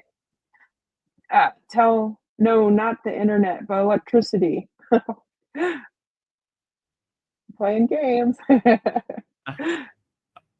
Okay, well, yeah. 2 gurus is better than 1. Yeah. Up to you. If the words I say resonate with you and you feel comfortable, it's really easy. kriyayogamasterclass.com. Sign up, free 7-day trial. Try it out for 7 days. If you don't like it, it's okay. Yeah. No harm, no foul. At least you tried. And then he says, so he was controlling light itself. The guru was supposed to be the lighthouse in the storm. So makes sense. Yeah, for sure. like I said in the beginning, Gu means light, Ru means darkness. So the guru is the dispeller of darkness. Like you said, a lighthouse in the darkness. So I try to be a lighthouse guiding lost at sea boats back home into their inner self to realize their self. So if you want me to be a lighthouse to give you some tools for self-realization and God realization, then let's get to work. Let's get to work. Well, do you want to continue our tradition and we do the phone number to Babaji and the peace mantra? Yeah. So before we go, let me say a few things. So we have a free 7-day trial at our Kriya Yoga School. Go to kriyayogamasterclass.com. Sign up. Once you sign up, you get a free bonus one-on-one soul coaching call with me, Vedagurudev, 100% free. I'll get on a call with you. Whatever you're going through, we'll work through it. We'll try to get to a solution as a bonus. And once you get in our Kriya Yoga School, enjoy all the classes, enjoy all the benefits. It's a very great interactive soul community. And we have a great Kriya Yoga family where rising tides lift all boats. So if you need a guru and you've been searching for a guru and you resonate with what I'm saying, it would be my true blessing and pleasure to be your guru like I am for all of our Kriya Yoga School Masterclass students. So all you have to do is go to kriyayogamasterclass.com And if you make the commitment to me, signing up for our free 7-day trial, I'll make the commitment to you and be your guru. And that would be a great way to start 2025 Gurupurnima with your guru. So on Gurupurnima, we celebrate our guru. So if you don't have a guru to celebrate, it'd be my true blessing to be your guru. So give me the chance, give me the opportunity to help you on the path. And like I always say, I want a Santa Claus list of so many names. Sound effect, Veronica?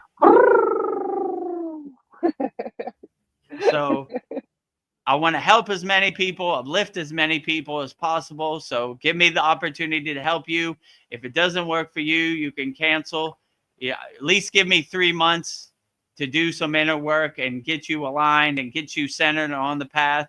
If it doesn't work after 3 months, no harm, no foul. You can cancel. Just give me 3 months. And that's all I ask. So with that said, we will conclude our 2025 Gurupurnima celebration satsang live stream.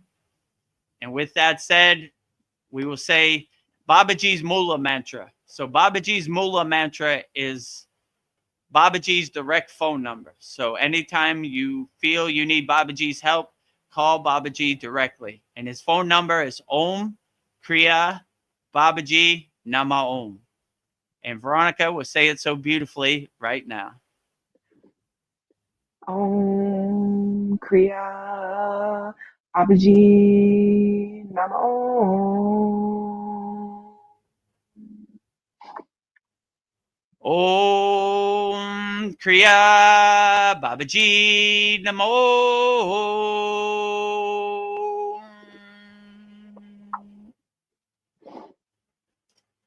Next, we will sing the Shanti Universal Peace Mantra, giving peace and love to all people all around the world.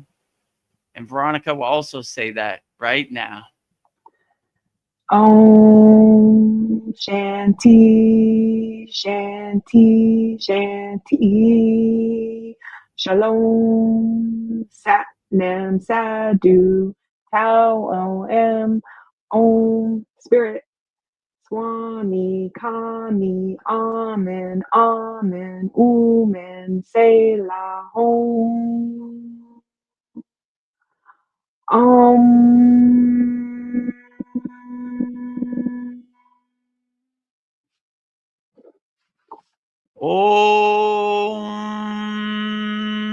Shanti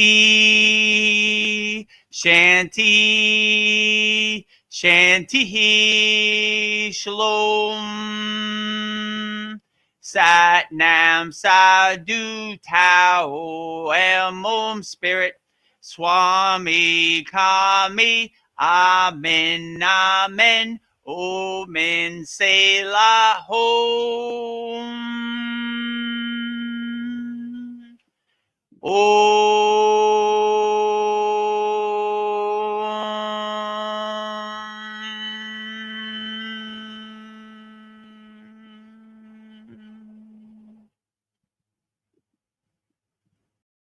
Are you feeling spiritually lost? Like you've tried everything? YouTube videos, online courses, even meditation apps, but still something is missing? Wondering, is this all there is? The world is loud and chaotic, and your soul is overwhelmed, craving inner peace, but you can't find your way back to yourself. This is exactly why I created the Kriya Yoga Masterclass and my proven soul coaching system to help people just like you. This isn't a video you watch and forget. It's a daily spiritual lifeline that brings you back to your soul. So if you're done feeling lost and you're ready to start transforming, then come join us. This is more than a course. This is your lifeline. Go to kriyayogamasterclass.com right now to unlock your free 7-day Kriya Yoga Masterclass trial. Plus, when you sign up, you'll receive 100% free private one-on-one soul coaching call with me, Vedagurudev. In that call, I will personally help you overcome whatever's holding you back and guide you into the happiness you've always been searching for. Kriya Babaji Nama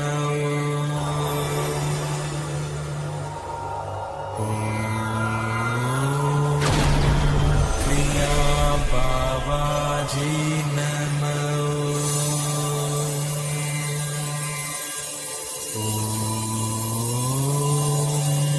क्रिया बाबाजी नमः।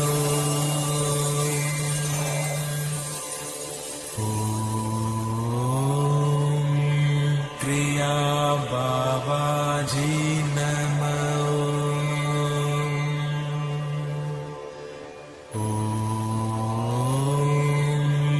क्रिया बाबाजी